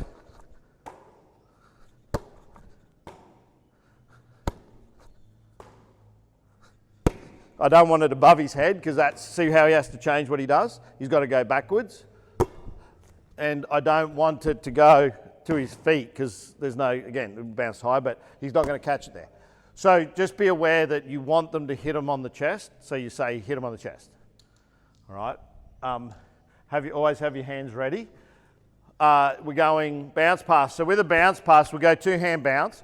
So with the bounce pass, we want it about 2/3 of the way towards the receiver. All right, so if we were running, just run with me. I want him to run on. Good, here. So,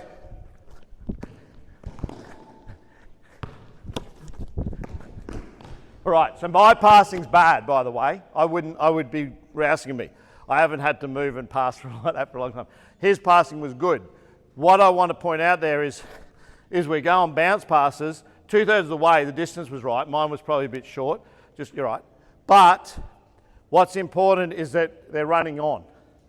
What I don't want to do is run with me.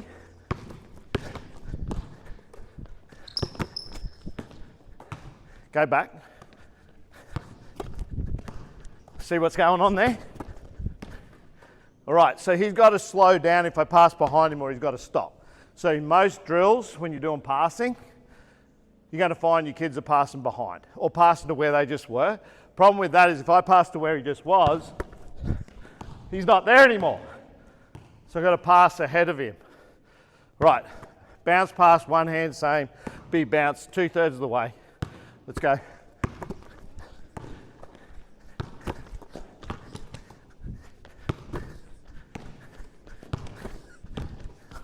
Good. So make them run on. Don't have them talk about that with your athletes. 1, 2, 3. No, just for this one. Yeah, come down.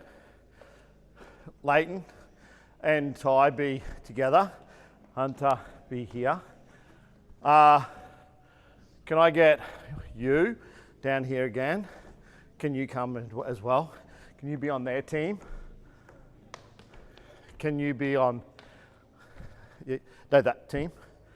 Who else wants to play? Are you guys right to join in? You go that team. You go that team. Match up on someone that you would match up on in a game. Oh, we got another one. Someone else joining in. Who wants to sit out? Because I got one extra now. Yeah, okay. No. You can guard this guy. So line up. You guys have done this. You've done this, Leighton and Hunter. Line up along here for me. One team. Your team, Leighton, over there. Leighton's team over here, along the keyway. You guys along the keyway. Face who you'd match up on in a game. So this game here, some might have seen this. It's called tally ball. It's like netball. There's no shooting. But it's a passing game and a defensive game. With a young group, I would say you cannot double team the ball. So that's a young group. So, no double teams. Later on, you can add a double team, but initially I just want them to match up on each other. So you're going to match up, no double team. You're not allowed to dribble or run with the ball. You can only pivot and pass, and there's no shooting, so it's like netball. To get a point, you have to get 4 passes in a row. If your team gets 4 passes in a row, you put the ball down, step away, the other team picks the ball up, they get to pass and try and get 4 passes in a row. If you intercept the ball, meaning someone passes it and your team gets it, your count starts from 0 again straight away. All right, your team's count. To win the game, you need, we'll just say for this demonstration purpose, for your team to win, you've got to get 3 points. How do you get a point? Ty, did you hear how you got a point? 4 passes in a row. If there's a deflection, so I don't get possession, but it taps someone on the hands while the ball's in flight, then the count starts from 0 again, even if the same team gets possession of it. So if it's a deflection, their count starts from 0 again. The other rule I have is you can't pass the person that just passed it to you. So this is an example of what we call small-sided game or play-based learning. The outcomes I'm looking for here, just to tell you in advance, man-to-man defense, pressure defense, like with passing. I'm eliminating the dribble and the shot because I want to focus on footwork. I want to focus on teamwork, passing under pressure, and I want them to recognize space and fill space. But without telling them that I want to do that, I've just set up a game based on the rules that I've put in place. So the rules is what I set in place, but the outcome for me is that the learning that I'm trying to teach is what I just shared with you guys. So we call this play-based learning. It's a big cliche. We call it random practice. I'm not telling them micromanaging their decisions here.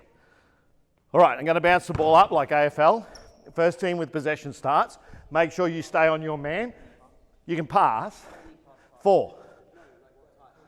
Any. You're playing, normally smaller numbers, I play inside the 3-point line, but I'll let them play inside the half court for demonstration. You can go anywhere in the half court. Okay, ready? First team with it goes. Good. 1, 2, 3. One more. 4, ball down because it touched the other way. Let's go. So that's 1-0. 1, 2, get it quick. 3, 4, ball down. 2, 1 all, let's go. 1. Where's the defense? Someone's not guarding someone. Good. 2.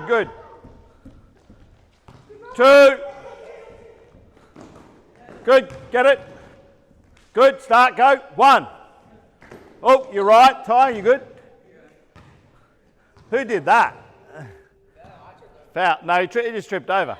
Let's go, just play from there. We'll just go from there. 1, 2, 3, 4. All right. Yeah, no, it's an odd number at the moment. He's all right. 2, 3, 1 more. Oh, was it a deflection? No. All right. Is that 2-1? Good. 1, 2.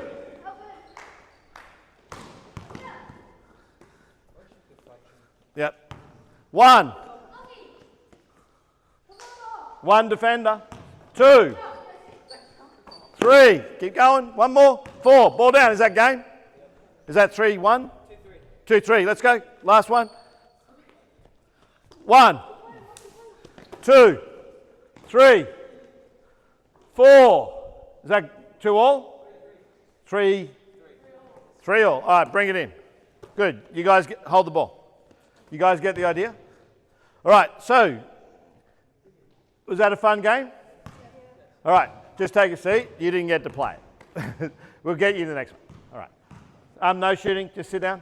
So here's the thing is at a higher level, so progression here, that's something I do with coaches at other clinics that I've done, not just level 1s, is I get them to share how they would change a drill.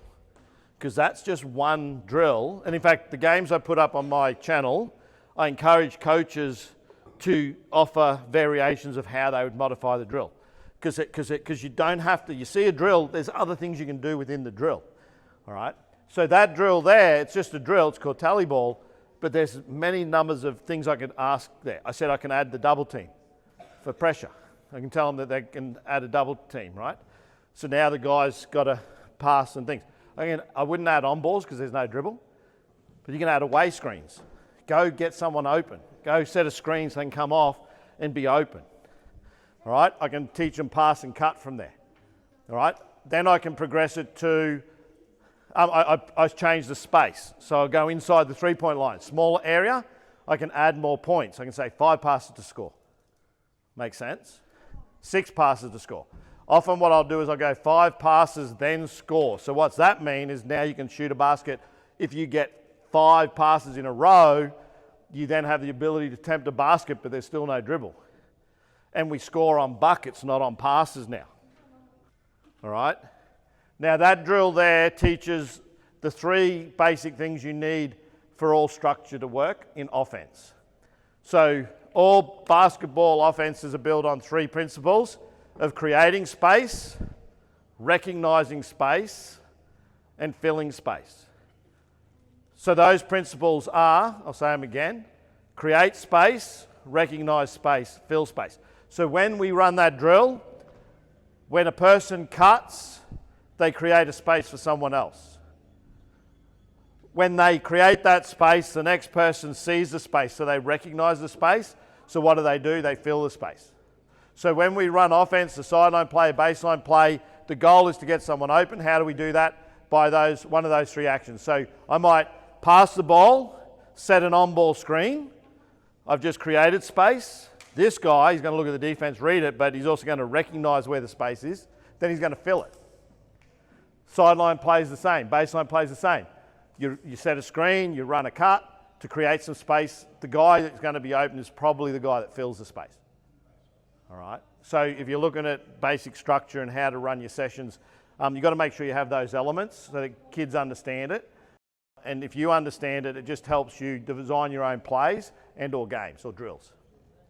All right, as a coach. All right, so where's my sheet? I had a sheet here somewhere. Darren, you took my sheet. No, you're right. No, it's on top. I've got another one. It's on top of your stuff. I'm like, you're all right, mate. I'm joking. I saw you take your stuff, but it's on top. It's all good. I've got plenty. All right. Crossovers. Leighton, have you done the 5-point dribble drill? You know, the one where you go baseline, cross to the middle. Yeah, Hunter, you demonstrate. Can you grab a ball? I'll stand here. So this is a drill that I use to work on all the crossovers.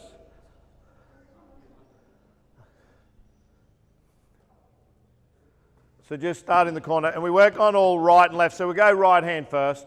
You remember all the spots, so behind the legs, here, through the legs there, crossover here, spin dribble, back to here, stutter step onside hezzy, all right? Okay, go. So what we're doing here is there's only a handful of crossovers. So this is a drill I use as a warm-up sometimes. So he's going left hand, going left, right, going right. So he's going to put his through the legs, cross it over at the half. He's going to spin dribble back to me, come, cross it over. Normally I'd have a pool flute and hit him or try and get at the ball. Do you remember it, Leighton? Pool noodle, yeah. What do I call it? Yeah, pool noodle. So I try and hit him. Wait. So here, make sure you do a hezzy or an onside. Or I'll have him do a hezzy and I'll have him finish at the hoop. I'll add a layup to it. We'll do it with a layup this time. So do a starter step and then a layup. Okay, go. So you'll see it's all the hand here is right to left when he changes. Protection arm up. Good. Crossover. Spin. Come back. Now make a move. Stutter step. Hezzy. Good. Okay, good. So just wait, go the other side. Yeah, just get your breath back. So that drill there I find is really good. What I often do is I'll have a whole line of people at both ends and I'll have them go one at a time, but they don't go till the person in front of them's gone to the first corner and they're on the way to the middle. Normally I'll have a chair or a coach there and we'll hit them with a pool noodle or something like that to make sure they're, like we tell them, protection arm up on the crossover. So what that means, can I have the ball for a second? So change of pace out of change direction and protection arm up on the crossover. So when I come and I make a cross, that arm bar comes up so that when they reach, foul on them, get them in foul trouble early. If my hand's down, they can reach. I don't get anything out of it. Same if it's a cross, that arm comes up. That's a terrible ball. That's my excuse. All right, so thank you. So crossover, arm stays here for protection. So we hit them with a pool noodle to make sure that arm's up. Or I'll hit the ball if I can get to it. So it's out of control, they've got to regain control. Okay, left hand. So now we're on the left hand. So we're starting with our left, all crossovers are left to right. Left hand going to our left, right hand going to his right. So if I'm playing D on him now, he crosses over through the legs, cross, spin, go, yep, good, good. So we'll challenge them when they get to the middle. We'll challenge them. Try and make them get a hand to it or whatever. Give him a clap. That's on my YouTube channel, that drill. A lot of this stuff, by the way, is on the YouTube channel.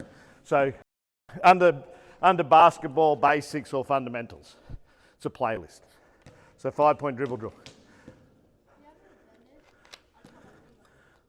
Oh. How do you cross yourself? I don't have a band. Do you have a Band-Aid? He cut his finger. He's bleeding. Oh.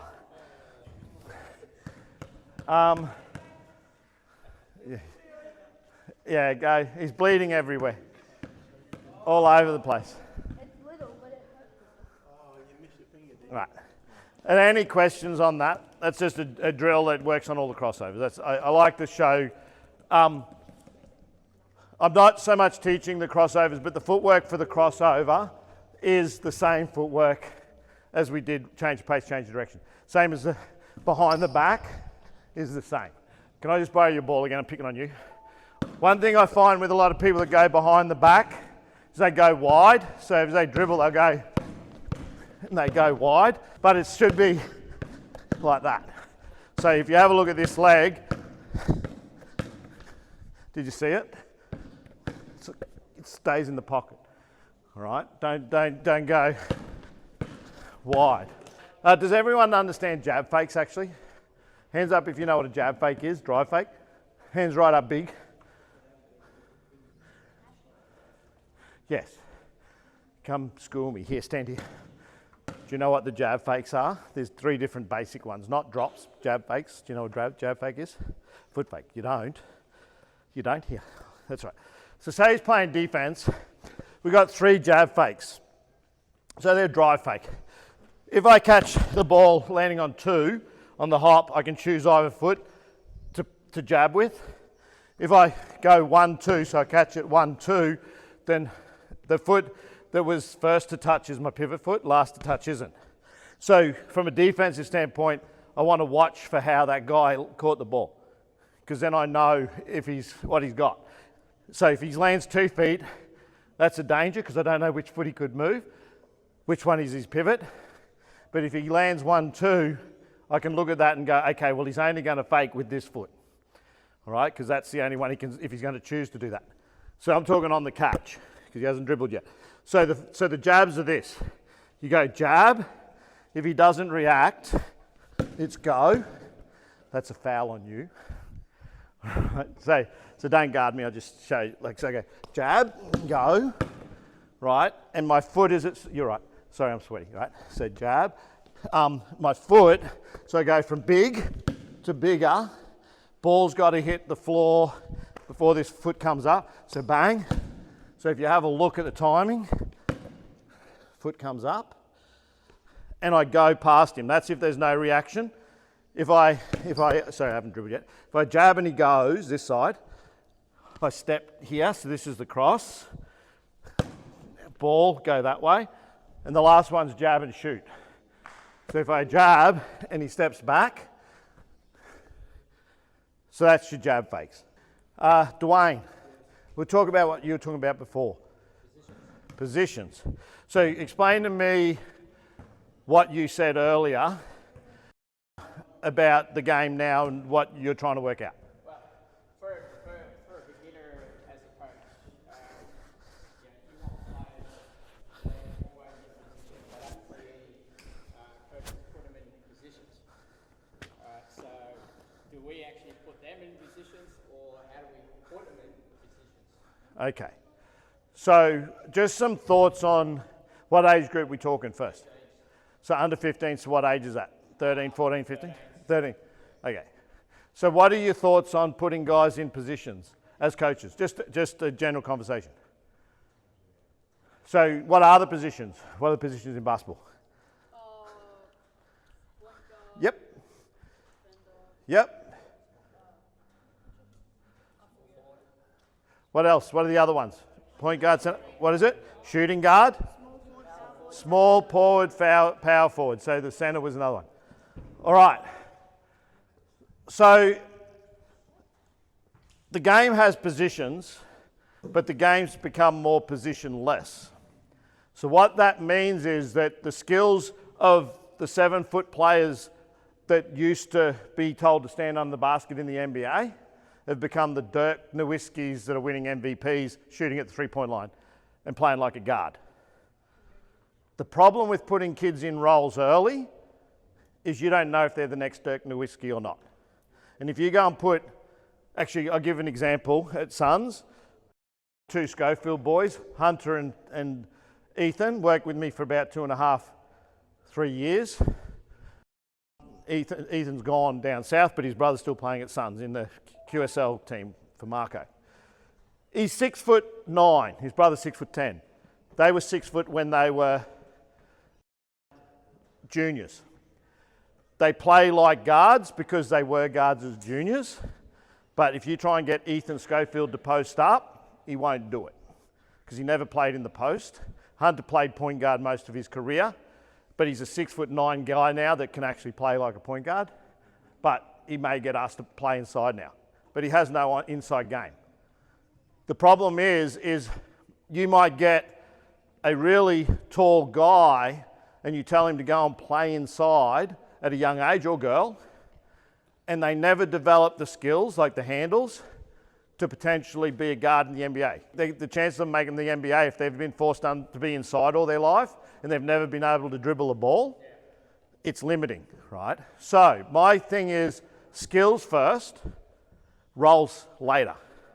Give them all the skills they need that when they get recruited to college or NBA, that coach can decide where their position is based on what he needs.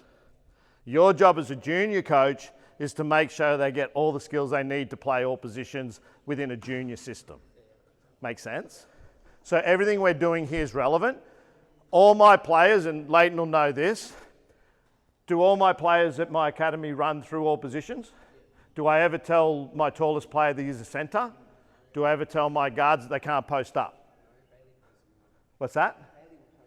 Yeah, Bailey will post up. He's a guard, right? Smaller than my height, right? So the point being is I don't limit them because I've played against guys who will post me up, my height or equal ability, and I've posted guys up, my height, equal ability, because I had the moves to do that. I've got guys in the game that I've coached, like Ethan's example, great three-point perimeter shooter, Ethan Schofield, so Hunter's brother, shoots the three ball really well, right? So those guys, I don't want to put them in a box because other coaches will get them, they want them to play inside, but that's not their skill set. But that's because their coaches never put them inside because they were only 5'11", 6-foot players till they were 16, then they had a growth spurt. So they were fortunate because they got all the other skills, but Ethan now plays for the Illawarra Hawks in the NBL 1. So that is something you need to think about as a coach. And it's a good question and a good thing to ponder and think about. If you are like in, what's the youth league, you might find you can start to put players into positions when they're in that under 21 thing because their skills are probably going to be reasonably developed and you're going to want certain things and they're going to finish growing. But while they're still growing, fun and skills, compete, you can still have them play. What we do is all the offenses I choose to run, I rotate all players through all positions. So motion offense, for example, pass, cut, replace.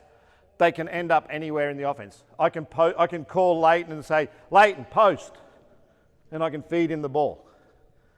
Right? If he comes to me and says, hey, I got this guy who's just not going to guard me in the post, he just comes and tells me, and we get him in the post. Let him go to work. Make sense? That way, everyone, and it works. There's guys that can post up at each short height, and there's guys that can't defend it because they're not used to, because they're playing guard spots. All right, so yeah, just don't put them in a box is what I would say to that. But I think it's an important conversation. That's why when you mentioned it earlier, I think it's important everyone hears. What's everyone's thoughts on that? My thought, well, growing up, I was short, I was a point guard. Yeah. Number 4, 5, 3. Because I had my point guard skills, I threw the ball up the court against anyone, and then down base, I learned how to do it. So I think it's really cool that everyone on a certain position, but I do think it's important in a game situation that you have, like, today you are this, and that you Yeah. rotate them further players. That's a good answer too. Just because I'm saying rotate all players through all positions, your centre probably needs to know he's centre. Your forward probably needs to know that he's in that spot. You know, as you rotate and sub, you're going to probably have to give them the roles that you would expect within the structure you play. All right. So does that answer the question? So that's the right answer actually. You still got to give them roles, but make sure you're giving them all the skills. They need to understand what the roles are. Like this young man here, I asked him what the positions are. He may not know all the positions. So they need to understand, what does a point guard do?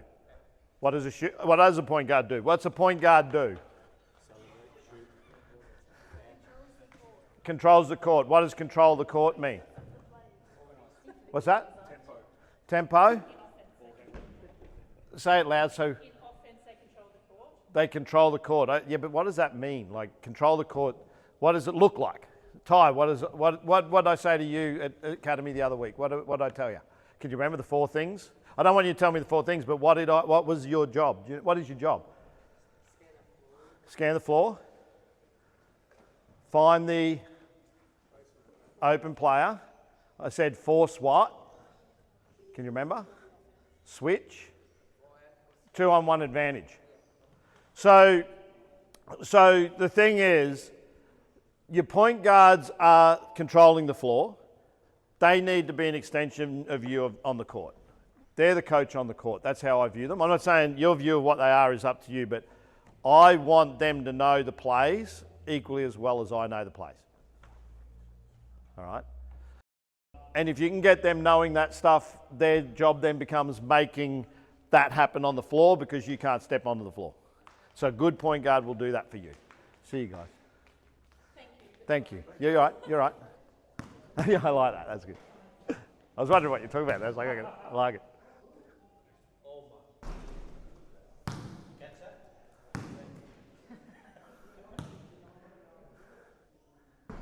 Okay, hold up. Now, we've had 3 demonstrations of shooting. One of the coaches here, I want you to share how you teach shooting. We'll come back to the guys and how they shot in a second. But I want someone to show me, teach me how to shoot. Who wants to have a go at teaching me what you teach kids? Anyone? Anyone? Hunt? Yeah, do you want to have a go? Just have a go, like a coach.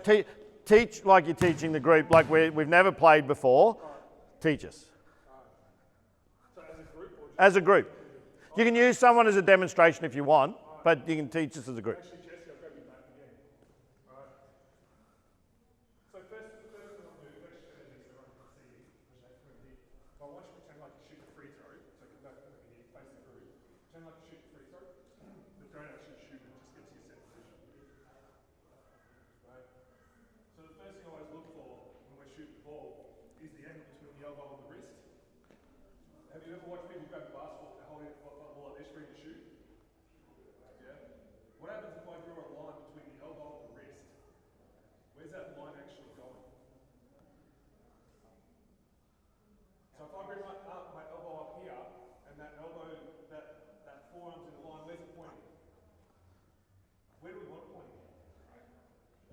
At the rim. Alright, so if we think about bringing the ball up there, think about that sideward movement that ball has to have, or that forearm has to have between here and release. Alright, so if you were to set up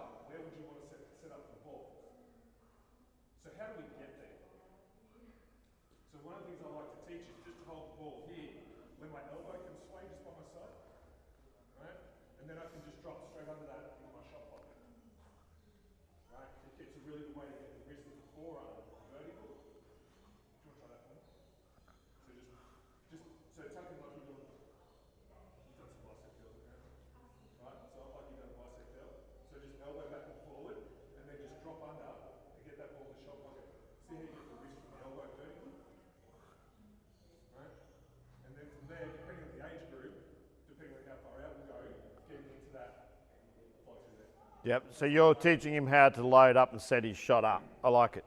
All right, anyone else want to have a go? Anyone else want to share what they teach? I don't know if anyone is teaching shooting.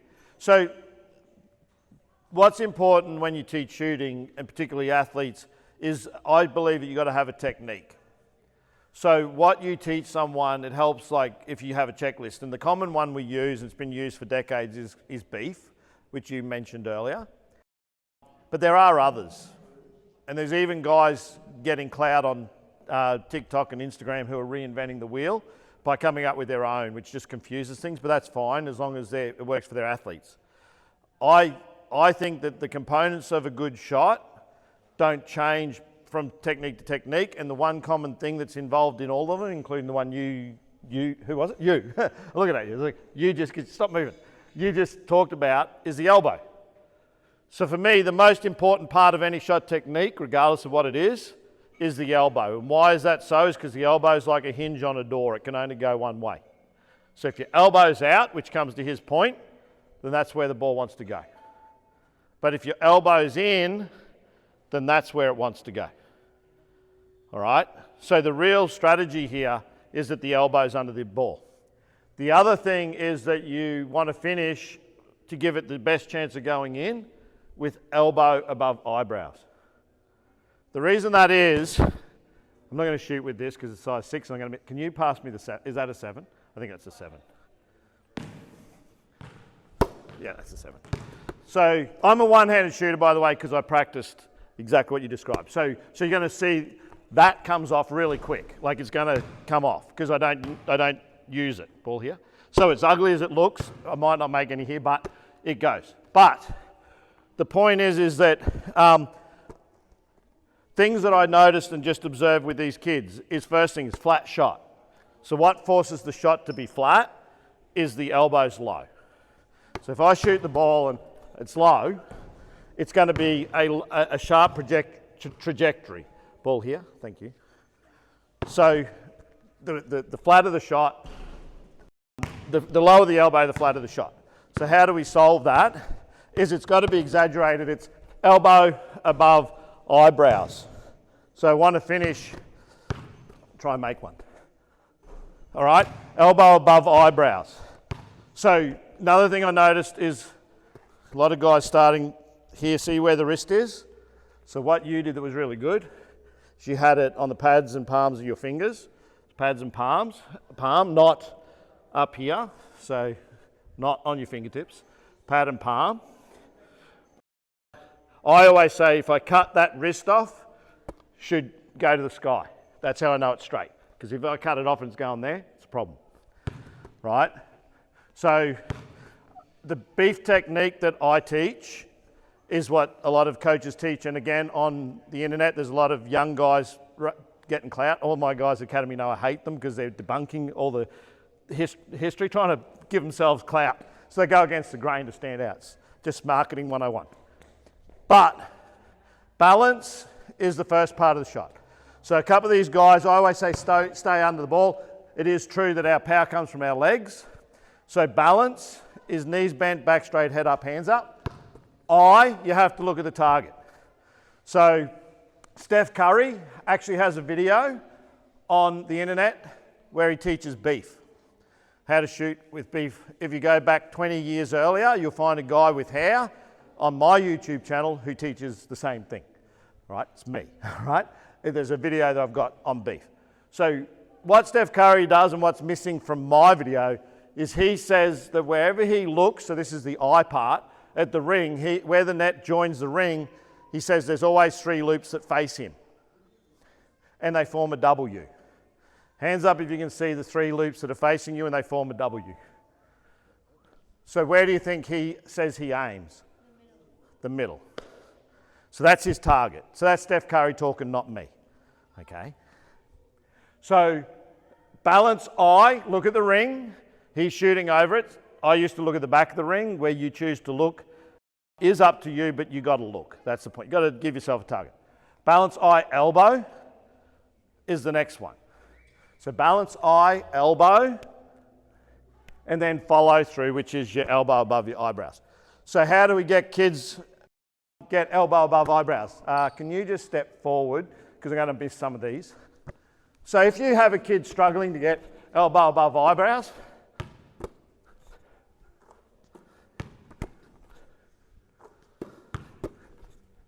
go in ball.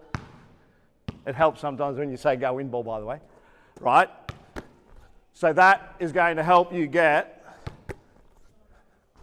elbow above eyebrows to get that finish that you need, right? You can have them sitting on a chair, but what I'm training here is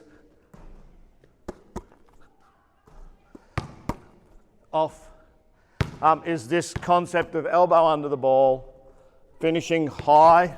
So if you're wondering how to get that elbow above eyebrows, that's a way you can help kids, particularly that shoot flat. Right, so balance, eye, elbow, follow through.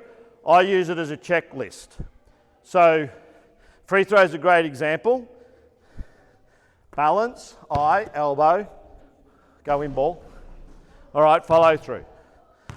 All right, same thing, balance, eye, elbow, follow through. Yes. That's a really good point. So yes, I would encourage players to shoot the ball and hold their follow through as long as they can, because it tells them why they made the shot. The question was, shouldn't you hold your follow through till it goes through the hoop? That's a good habit. It's not going to change the shot, but it's going to help you make sure you follow through. The other thing, I don't know if you guys notice what I'm doing when I finish. Pinching. Right? Did you watch my live stream where I was talking about that? No, you might not have seen it. I know you've been watching a couple of them, but...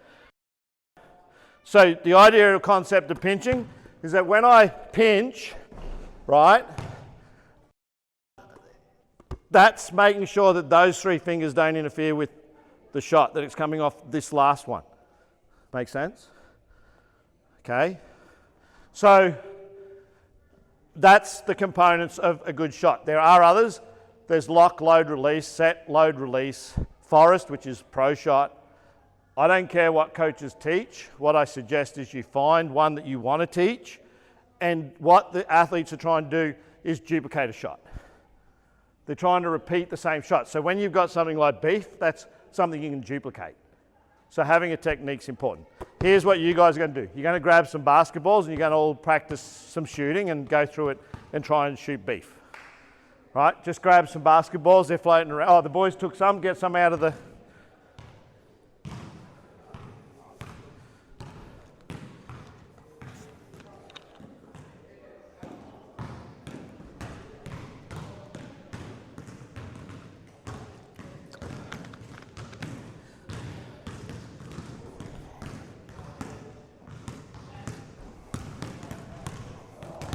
Coaches, if you're not shooting and you want to help someone with their shot, you can.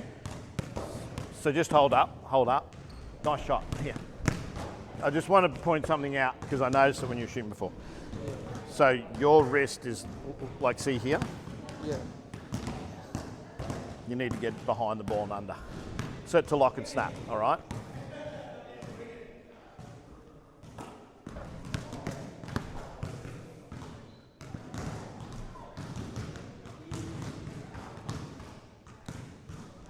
Shot, Dwayne. Bank. Woo! Brandon's back. See? He only needs to be taught once. I just taught him how to shoot and he didn't miss. And then someone else went over to help him and ruined my work.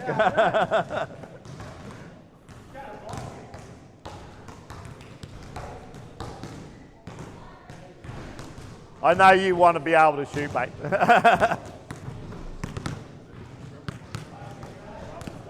Where was that really good ball that went in? Just don't hit him in the head, all right? Better be for me. Oh, where was that really good ball that went in? Oh, here. Brandon, is that the ball that was going in for me before? Okay, hold up. Down here, please. Yeah, what's up? Yeah, sorry, Dwayne. Sorry. I was just watching a couple there. How do you actually reflex them pigeon toes? Yeah, okay. Good question, good question. So, question about pigeon toes is you just got to, that's a biomechanical thing and they may well grow over. It's probably to do with strength, but you've got to teach them to be in the athletic stance. So what is the distance for shooting? It is shoulder distance apart, comfortable. If I'm too wide, I don't get power. If I'm too close, I'm off balance. So it's comfortable. We call it athletic or boxer stance. We say shooting foot forward. That's great when it's a set shot or a free throw, but it doesn't work when it's on the catch or the hop. So even though fundamentally that's what we're saying, we would prefer them to be shoulder width apart. But the point is the reason they're shooting in probably like this is because they're still not getting strength. But what you got to do is you just got to make sure their toes are pointing at the hoop and that they're loaded under their shot. What you might find is they're too far out too. All right, but you got to look at that because I have seen that at a young age they tend to do it. Yeah. So just be aware. So I saw you doing the one-hand shooting with tie, which is really important. So when I was younger, hold the balls for a second, guys. The way I used to practice, Derek Rucker, back in the 90s, I was talking to him and asked him, that was weird, talking to him and asked him how he, like he does a lot of good shooting. He was the MVP of our league and leading scorer twice. And he talked about one-hand shoot. There's something going on with that ball. Did everyone see that?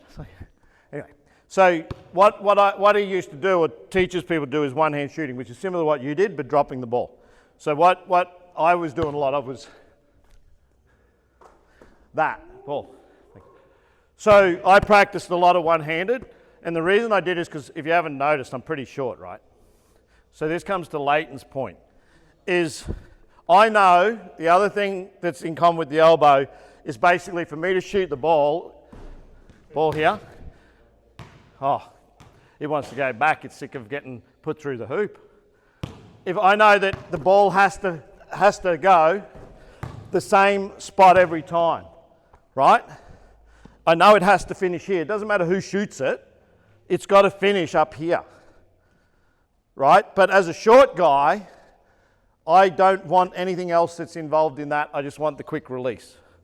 So if you wonder why guys who are shorter like Steph Curry get their shot off quick, it's because they do shooting one hand. The one-handed shooting is important to help get the elbow under the ball. And doing what you said, so starting in here, doing, oh that's off, doing the one-handed shooting is good for shooting, fundamentals. So if you wonder why you do it, that's why you do it. Now, one of the things you can do with athletes is have them stand. Dwayne, can you stand on the line here? So we drop a line up along here.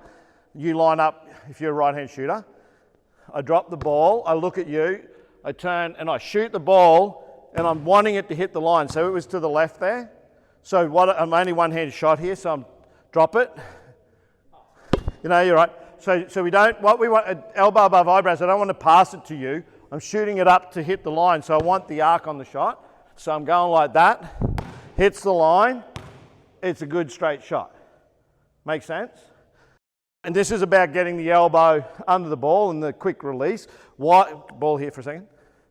So when I drop this ball, the ball's momentum is what I'm relying to help me get it up. Does that make sense? Or if I bounce the ball and shoot it, I'm relying on the momentum of it to help me get it up. If I catch the ball, that's different. Does it make sense? But that's something you can do where you can say, first person to get 5 on the line wins, or how many you get, who got the most, got 2 minutes, that's a time and score. But shooting a straight shot is the most important thing. So why do we make or miss? As I said earlier, a lot of coaches will teach you how to shoot, so that's the how to. Balance eye, elbow, follow through. The reasons people miss, I already mentioned one, elbow too low, so flat shot, less likely to go in.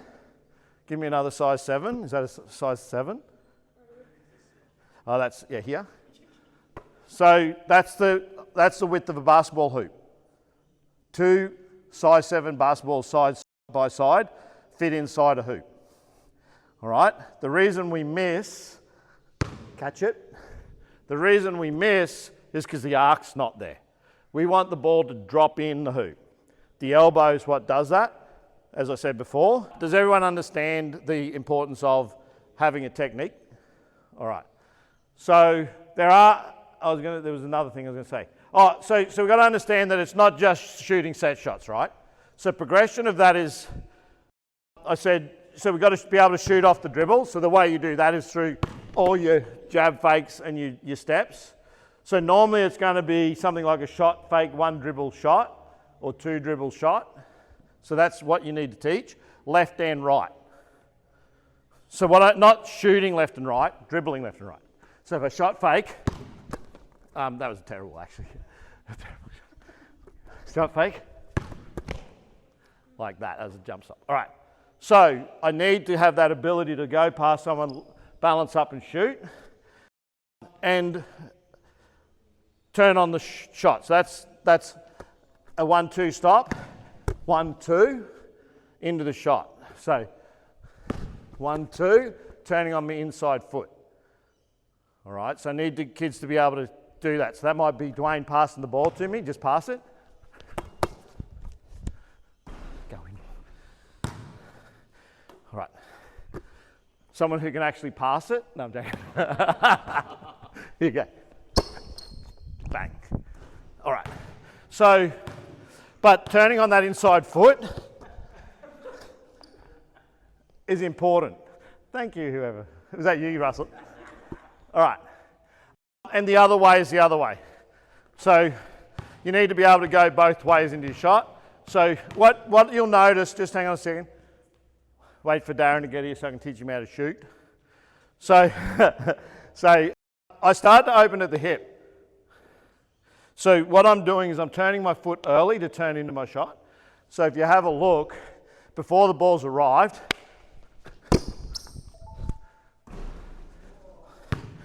all right, before the ball's arrived, I've already started to turn. Make sense? So last one, this will go in. Bang. All right. So turning on the inside foot, kids need to know that if I'm going this way towards the ball, inside foot's the foot close to the basket. If I'm going that way, it's that way. That's a 1-2 stop, a 1-2 step. The other one's the hop. I'll shoot a 3 this time, kick it out to me. Get this on camera, because you only get it once a year. Right, so here. All right, so that's a 1-2 stop. All right, so they need all that footwork to know how to shoot. All right. Any questions on that? Show you a random practice drill. Let's get the junior guys up. Hunter, what's your name? Jake. Jake, put your ball down, young fella, Ty. Leighton, keep your ball. Is that a 6? Use that one. Everyone else just step out of the way on the sideline here. So here's the drill, random practice, shooting. The person who's open is the first shooter. So this is called ricochet. First person who's open is the first shooter. You shoot the ball, you get your own rebound. The next person who passed it becomes the next shooter. So every time you pass the ball, you call for the ball from someone else. Only one person shooting at one time. It's really not that, but you can't have everyone shooting at the same time because it doesn't work. So, Ty, lead in, we go intermediate shots here, not threes. Not threes. Catch and shoot. Now, Leighton, move and call for the ball from someone else. Don't get the rebound, he gets it. Go, go. Now move, if you pass it, you move and call for the ball. And just shoot. Go. Good. Good. So Leighton, just there it is there. Good. Go get it, move, move.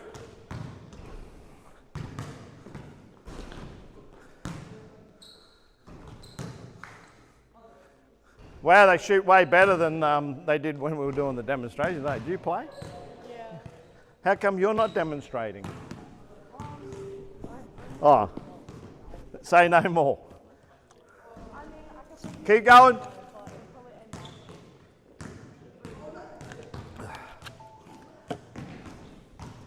Okay, hold up.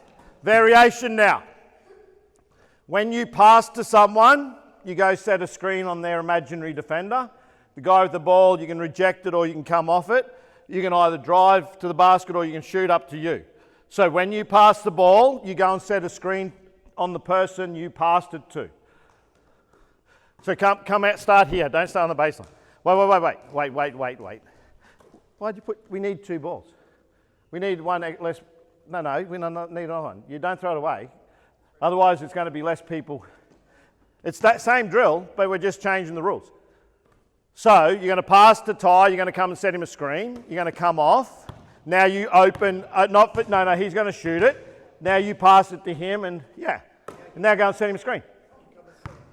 So it's just the rules. Good, money, bang, I like it. Good. So you come and set it. No, late, you got to come off a screen, mate. Yep. Good. Come off it, you can reject it or come off, you can curl, you can lay it up. It's whatever you want.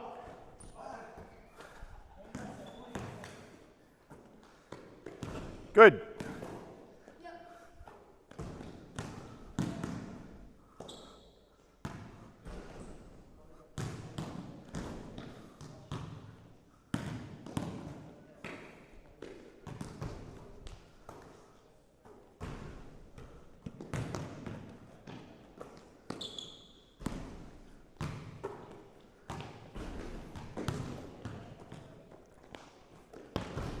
Okay, hold up. Leave that ball out.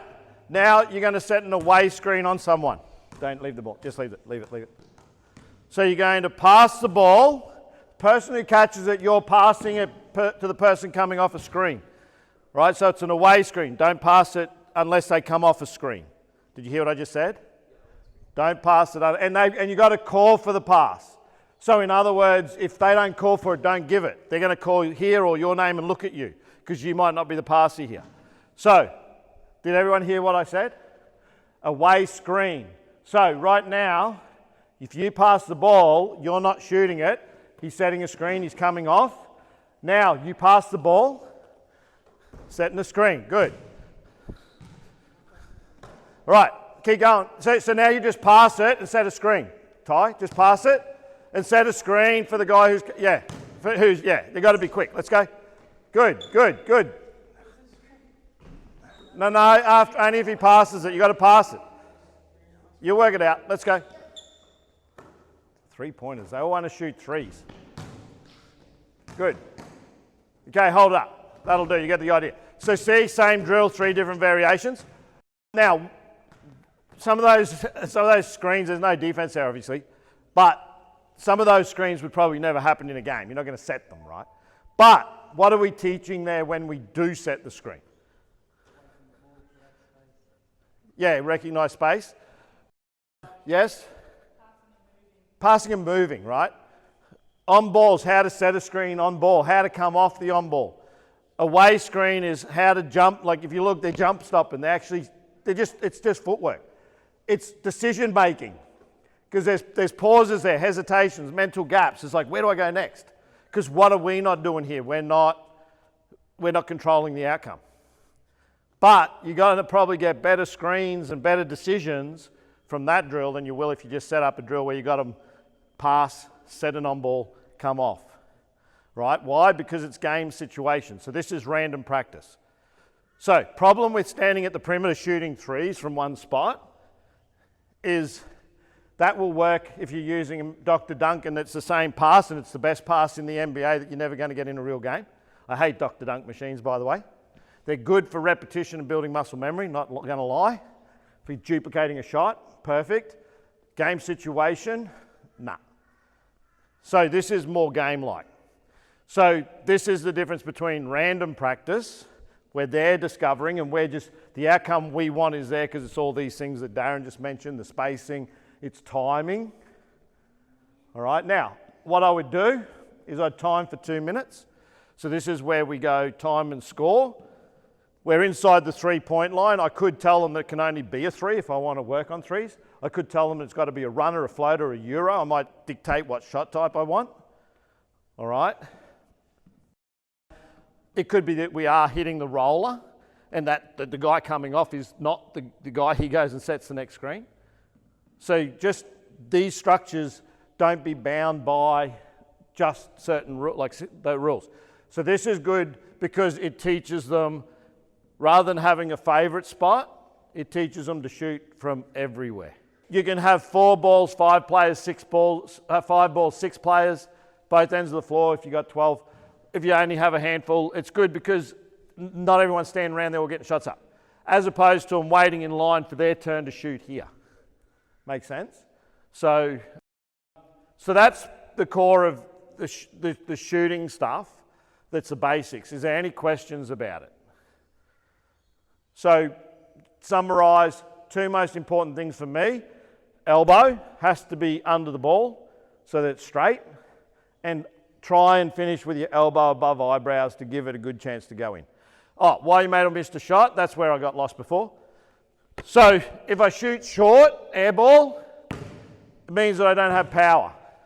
Solution, if it's consistent, move closer if the shot's a straight shot. Over time, work on developing the strength and technique that they need to come out to here. All right, particularly a young person, if they're shooting air balls, it means they don't have the power and their timing may well be off. A lot of guys who shoot air balls, they'll get under the shot, they'll come to here, fully extend, and then they'll shoot the ball, and it's in 2 steps. And the problem is they've got to have the energy, that kinetic chain, go from their legs out to their fingertips and through their fingers. So if I go like that, I'm going to shoot an air ball because all that energy stopped there, and now I'm just doing the upper body. It's not going to get there. So have a look if they've got double movement in their shot. Can you grab that ball, Ty? All right. If I'm overshooting the ball, I'm probably slinging it, which is a habit I have it further out. So it's shooting off the shoulders, almost like pegging it. All right. They may have too much power in their legs. All right, so they need to be softer. So someone like Leighton, who almost broke the ring and had a backboard and had to pay for it before, what you need him to do is understand that he's placing the ball in the hoop. A different mindset, right? Place the ball. You're not trying to break the backboard. Sons pay heaps to donate these things and you guys break them. All right, throwing bricks. All right, so solution. Shoot further out. It's an option if you're overshooting and it's straight. I'm talking if it's straight. What causes it to go out? If you're shooting and it goes to the right and you're a right-handed shooter, you probably got your elbow out. If I'm shooting to the left, I'm probably twisting my body or my feet. So you're going like that, like that way, like you're twisting. And the one I used to do when I was younger is I put my head on my shoulders like I was going to sleep. So I was like this. So I used to shoot the 3 like that. So I still got it. Maybe I should go back to shoot like that. All right. So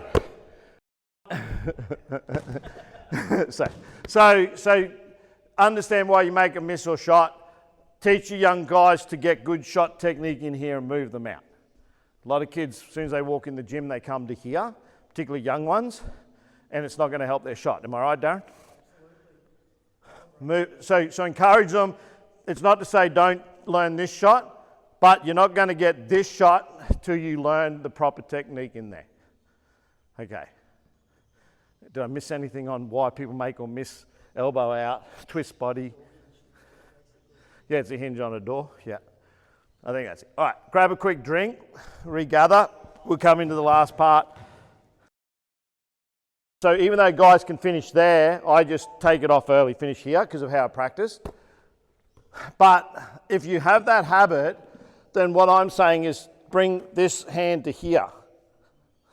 To see that? The reason being is because that way I know that it's not going to interfere with the shot. So I'm telling them to touch their arm. It's not going to put the shot off because the ball's already gone. They're not going to go from there to there and put their shot off. So shoot it. Touch your elbow. Good. So see that? It hasn't put my shot off. I'm just putting it there. And the other thing I notice is I can point my finger there so I know it's straight. See that? See how I'm touching it? Right. Another way you can do it, but I wouldn't encourage it, but there are guys that shoot like this. Put the ball on the front. Not a fan, but you can't shoot the ball with the hand on top. You can still have the ball underneath, but you have to take that hand away so it doesn't impact the shot. But I wouldn't encourage that unless you really had a problem. I think getting that hand off there and just pointing, making sure it's straight, I think would help. Yeah. Oh yeah, and that's, yeah. So what he's saying is make sure it is resting on that, not on the other hand. Yeah. And that's the problem, is they're just relying on the other hand, and then it impacts the shot. By the way, if you keep reinforcing for them the basics of what you want, they will get it, because you just reinforce it, and eventually they'll work it out. But, good question. Make them do push-ups? Yeah, so they've got tired arms and they can't lift their arms at all. Yeah. Okay, so cutting, give and go, I cut, L cut, V cut. Leighton Hunter, you did cutting last time, didn't you? Can you, yeah, actually I'll just pass you, get your ball. So just go I cut, get that one, that's fine. So just a straight lead, so there are different types of cuts to get open, these are individual cuts. So straight lead, just lead in, lead out, catch the ball later, go, lead in. So this is an I cut or a straight lead out, catch it, lay it up. So that's a straight cut. It's a cut and replace yourself. So he creates space by cutting.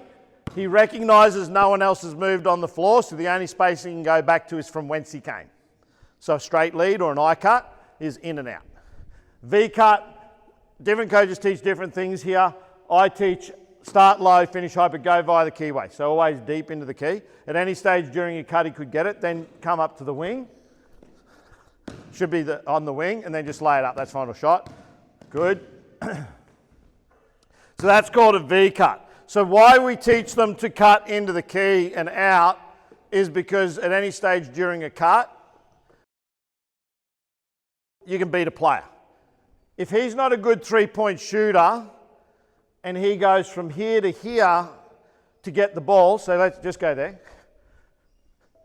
So say he's not good at three-point shooting, he just comes up here, the defense doesn't have to do anything to play him. Ball here. But if there's a space there, I want him to fill it via the keyway, is basically the short of it. So I tell him to go in, lead in, because right now, if he, stop there. If his man doesn't play defense on him, he's got a layup. I just got to throw it to him. On the way, now, if his man stays with him and he leads out, change the pace, change the direction. Hopefully his man's given up on the play and now he's open. If he catches it, stay. And his man's still coming out, now he's got that blow-by shot fake as it's a hard close out, he can go drive past him. See? So now he's got all these options just by cutting, or his defense doesn't come out and he makes the three. Or he shoots whatever shot he needs. Oh, unlucky. Okay, so that's I cut. We'll go backdoor cut. So straight lead, so come up high. Straight lead out and then back in again. So lead in, doesn't get it, lead out. Guy comes over, plays him. What? All right.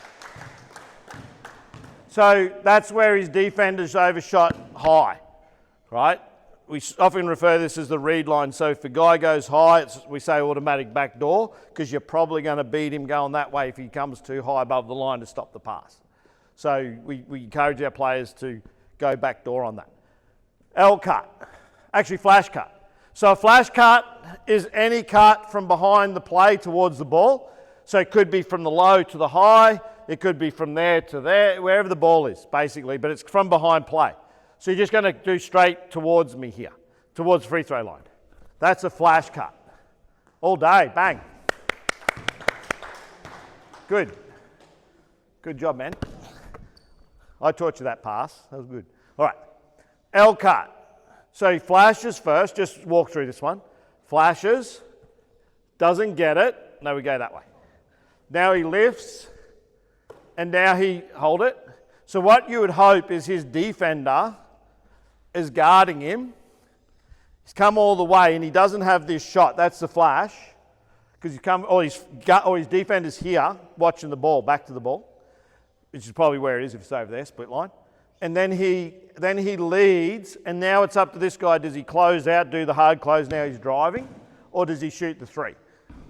You see that? Give and go. So pass and cut, and then they start up top. Pass it to me. Right, so give and go, basic pass and cut. That can happen anywhere on the court, but in motion we tend to do it from the top. What are we missing? That'll do. So I think that's the basics. So they're all the basic cuts. So they're the ones we want to teach them to get open themselves. So outside of offense, a good cut, if you don't have a team, I say this to my guys, if you don't have a team that plays structure or as a team, just do those movements when you need to fill a spot and you're probably going to be okay. If your coach is not training a structure and you're not in trouble because you're not doing what they're telling. It's like when you're just playing with people who are hogs and they don't run what the coach is telling them anyway, just do that. Do a straight lead when you see the opportunity. Do a back door when you see the opportunity. If you've got a good teammate, they'll probably reward the cut. If not, no loss, you're training. You're getting practice in, right? You're doing the right thing. So there's different types of cuts. Post moves, I did these last time. I'll just demonstrate them. Oh, I don't want to post you up, buddy. Okay, so these are up on my Instagram. Thank you to the Suns. We had about, I think it was 350,000 views on this one. All right, so there's different post moves, and this is how I said it last time. I'll try and say it again. I said, this is all he needs to know, meaning I think it was Memphis, and I was saying this is all the moves that he probably needs to know back to the basket. So you have turn and shoot, which is show. So we say low and slow. We don't need to be quick here until we execute the final move. So we want to be low base, post. And what we say is show and go. What does show mean? Show means get them to go in the different direction. So I want to show, so like I'm going that way, go in the opposite direction. So if I show low, I square high. Okay? If I show high, I square low. The important thing is here is that for me to be able to do this, I need to catch the ball on 2 feet because otherwise I'm limited. So encourage your bigs to catch the ball on 2 feet. Hunter, come feed me the ball. So just from there, just now you pass to me high, it's a lob. So that's what I want. Catch, teach them to catch on 2. Now I can choose what I do. Thank you, great pass. So, show, turn, shoot. I go, show, turn, shoot. Go in ball. Baseline spin. Show, forward pivot towards the basket. Layup, go in ball. All right. Drop step, show, turn, off 2. Go in ball. You won't see me make many shots with a simple ball. All right, so show. What have I got? Yeah, so drop step. Then I got show, square high, step through, lay it up. That's the importance of footwork. Questions? All right, so that's post moves there. Then you have strong arm, long arm. You two? Does that feel better? Good. All right. You don't have to do it. You just play defense. Come here. Strong arm. Long arm. Hey? When I pass you the ball, you got to step and create separation from him. Right? Too late. Come back. Face him. You're not going to shoot that way. Okay, hold up. So the way he gets guarded here determines how he attacks. There's 3 lines of attack here. If he stays and face guards, which is what it is now, you just shoot that. That's enough room for you to shoot it. All right, shoot it. So we can laugh. I'm joking. Strong arm, long arm again. Square up. Hold up. So most guys will close out with 1 to 2 feet here. So if it's face guarded, that was a bit slow because you're catching it behind. You got to, I'll show you what, you go pass me the ball, I'll show you. No. So I had it, should have had it. All right. All right, so I'm catching it. It's a reverse pivot, by the way. Did you see that? This is why footwork's important. So the way he guards me determines how I'm going to attack it. High foot, that way. I attack his high foot. Right? Because once I do that, I've got him on my back. If it's low foot forward, that foot. Because he can't drop step. So if come back, if he has high foot forward, and I go like this, he just slides and stays with me. If he has, go low foot, if I go this way, he just slides and stays with me. You see that? Does it make sense? So they're the ways we post up, long arm, strong arm, and back to the basket. So you need to teach both. Does that make sense? Offensive and defensive transition. What is transition? Change, right? I like that actually because I was expecting a big long-winded answer. It's going from one thing to something else, right? So it's a change. What were you going to say? Wow, I'm not. I was going to say change. What were you going to say? Change. Change of possession, thank you. So what do you guys do when when it goes from offense to defense? We'll talk about that first. What do you have an approach? What are your expectations when your team goes from offense to defense? So that could be a missed shot. It's still in play. It's not baseline.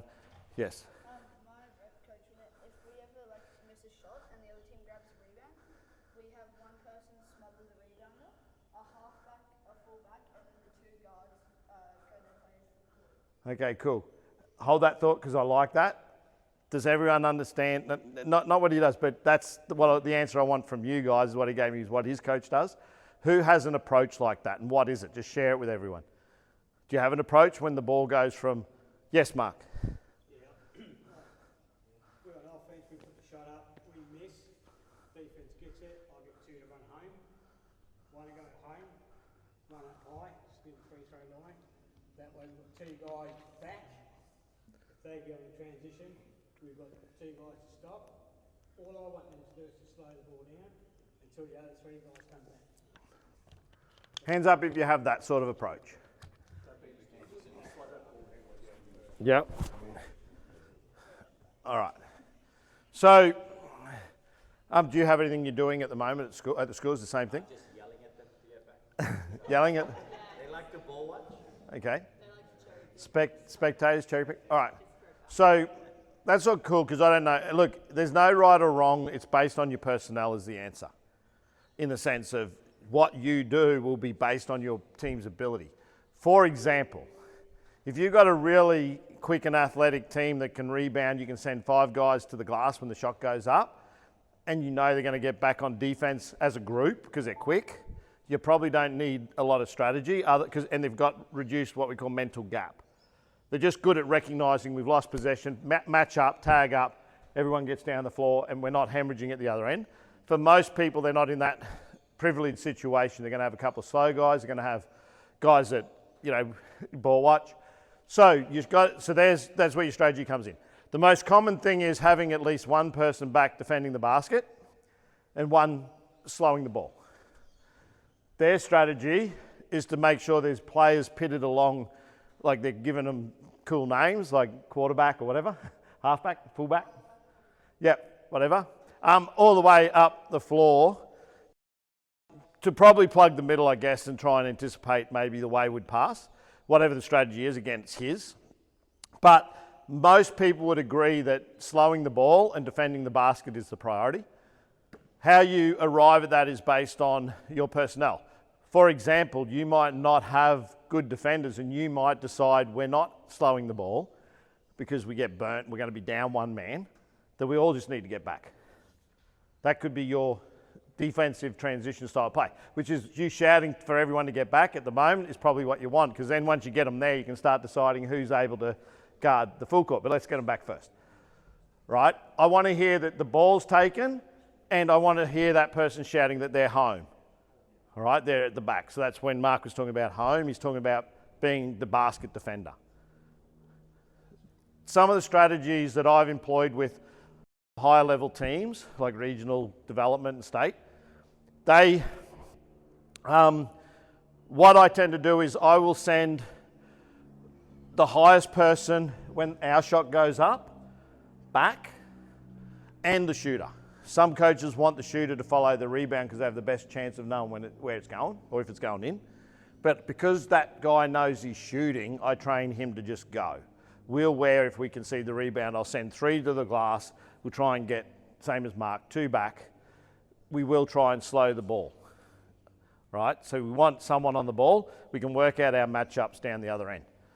But I'm pretty clear on highest guy goes back, or if it's a 3-point shot, I'll send the shooter back because he knows that the shot's going up. So therefore he shoots it and I let someone else worry about the rebound and he can go. And if we get possession, he just comes back. Like if we get the rebound. Makes sense? He doesn't have to, he just has to be ready. Like he can get to here and then, we get the rebound, he comes back. But he knows he's shooting it, so I just say forget about it, don't worry about following your shot. I was taught differently. I was taught to follow my shot. But if you're on a slow team, that doesn't work. All right. So we'll give you a drink break of 5 minutes. Go in the corner, Leighton, please. Coaches on defense here. Can you guard the ball? Can you come and be on Leighton? So just here. Can you just come and be here on the help position here? No, this guy. What's your name, Luke? Andrew, I was close. Just come up a bit. And we need someone over here. Thank you.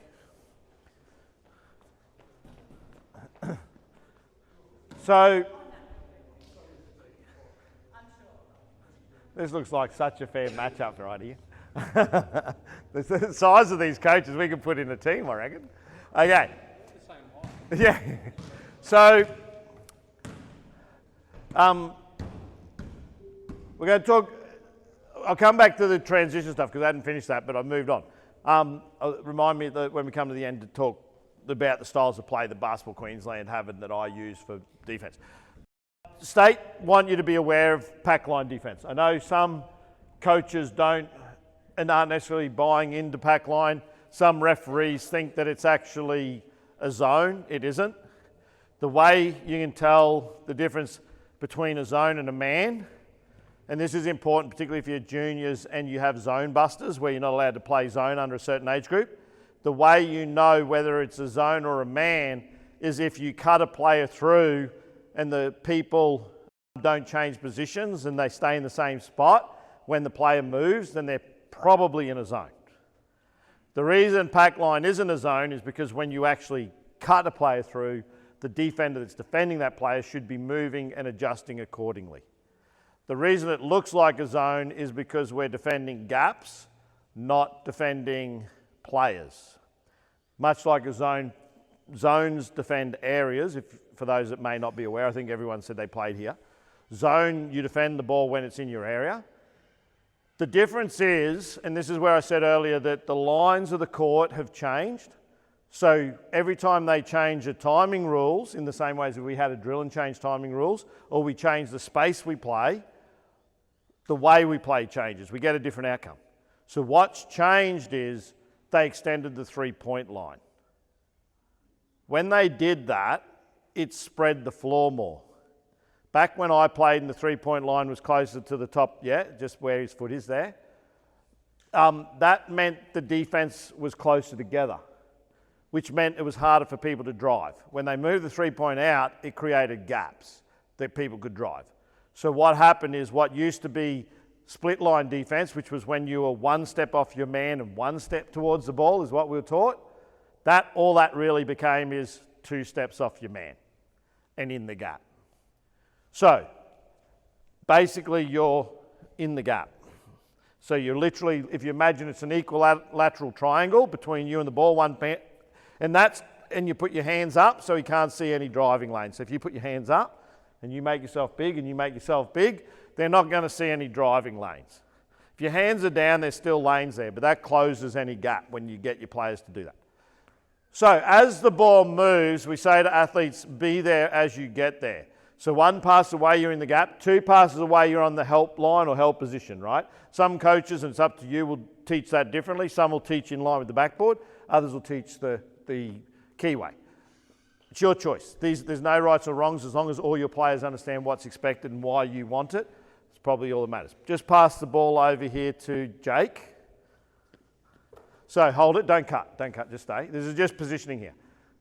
So you come to the gap, you would come to the gap because you're 1 step off your man. You guys are on the split court, same as split line. So you're over here and you're here, which you knew that, good job. So you're going to be further over and you need to see both. So, yeah, so pistols is still correct. So I say point pistols to a younger age group. You need to see both, and you can be as low as you need to be to see the ball and your man. All right, so if you can't see them, you just drop back. Okay, the ball goes to corner. Same thing, you got to see your man. So you're a flat triangle now. So you're here, and you got a head turn or head snap. All right. The further away from the ball your man is, the further you can be from your man. Make sense? Right? So just move the ball and just adjust. So be there as it gets there. So ball, gap, pass, ball, gap, pass, ball. Good, good, good, good. So that's the principle. Okay, hold up. So that's all pack line actually is, but you're in the gap one, you should be here. It's no different to split line in the regards of we're just trying to pack the paint. Now, often the real pack line, the guy who invented it had a line that sort of was in the keyway, so you'd be a bit lower, and it would basically be that everyone's foot would be on that, what they referred to on his court as the pack line. They actually painted on the court, nothing stopping them doing that, and they just wanted the paint hard for anyone to drive. At state, when we were younger, we were taught 1 or 2 things we can do on a drive. We can help and rotate, or help and recover. What state teaches no 2-way closeout, so they don't want us to help. They have a switch from behind that this is a bit more advanced, so we won't go into the switching thing that they do. But what they want you to, as junior coaches, is to teach your players to be able to guard your defender for 2 or 3 dribbles. Be in the gap, and the closer, this is the key, the closer the ball gets to your man, the closer you need to be to your man. So what happens is, can I just be you, only better looking? All right, so I will, sorry mate. So if I start to drive, you shouldn't come and help. You should be going to your man. Because if you, let me beat you, right? I'll just come. So if you're helping, what happens, this is the problem with our game today. If you come and help, now I kick, and that's too much space, he's an open shot. So the state don't want you to do what we say a 2-way closeout. So a 2-way closeout is there, and then to the guy who just got it. What they want is the guy who's guarding the ball, just play defense. Don't get beaten, then you don't need help. Then we don't need the help defense. Right? But yeah, it would be. So you got to train you guys to actually do it. So just step off, and so that's the foundation. What you then choose from there, if you overplay, push side, if you want to double team the post, but the principle of pack is just this concept of defending gaps. That's all it is, nothing special. Thank you guys. Give the younger guys a clap. So as an association, Russell, Darren, guys that are involved in what, from the top, even probably Marco, what he expects of the guys going into the higher programs. I don't know whether they do that, because I know Marco wasn't a fan, so I don't know if he is, but because he was split line. But there's nothing wrong with split line, it still works. It's just with taller, bigger team, you're going to be able to do it, but with short teams, you're probably getting burnt on the drive. That's all it is. If you've got the personnel to play whatever type of defense you want, you play the defense you want. But from a state point of view, they would like you to understand what it is and expose your players to it, just to give them the best chance of potentially making a state team. The biggest disadvantage that players have when they trial for state is that they get there and they don't know or have never been exposed to the stuff that kids that have been exposed to state do. I'll give you an example. A young guy, Josh Hughes, who was at Wizards, went to Centre of Excellence, came to my Ozswoosh program for one term, and it was like 2016 or something, and I was part of the state performance program at the time, and all my drills that were at my academy, which still are a lot of the drills at my academy, were state drills. And he went and trialled for the future development program. He was new to the game, and he rang me and he said, "Craig, I got in." And I said, "Oh, well, see ya." Like, sad, sorry, I'm not going to see you again. You're in a development program for the state, right? You went national, state performance program, national performance program, Centre of Excellence. He's now playing Div 1 college, right? He was playing with Rocco down at Wizards. But I knew when he got there, I wouldn't get to have him again, sadly, coach him, because I knew he got into a good program, which is great, because it's what my program is there for, help guys go on, but now he's in another program. But the point is if I didn't expose him to those drills, what he said to me is he said, I could do all the drills, they couldn't, because they'd been exposed, they hadn't done them before. But for 8 weeks with me, that's all he was doing, and he become relatively proficient at them that it was enough that they looked at him and said, he's capable because he's actually doing the drills. They didn't know he was in my program. They just saw someone who could do the drills that they were asking him to do, because they were already drills he was doing, and they were all state drills. So the point is give your kids the opportunity, find, like you hear at level 1, which is great, try and find opportunities to go to state clinics when they're offered, to understand and learn what state expects, to give the kids that are in our programs the best chance to actually make state teams if that's what they choose to do. It's not going to be everyone, but it helps if you expose them to some of this stuff. So you might not agree with pack line defense, but you might be hurting their development if they're a good athlete and they go to state and they've never done it before.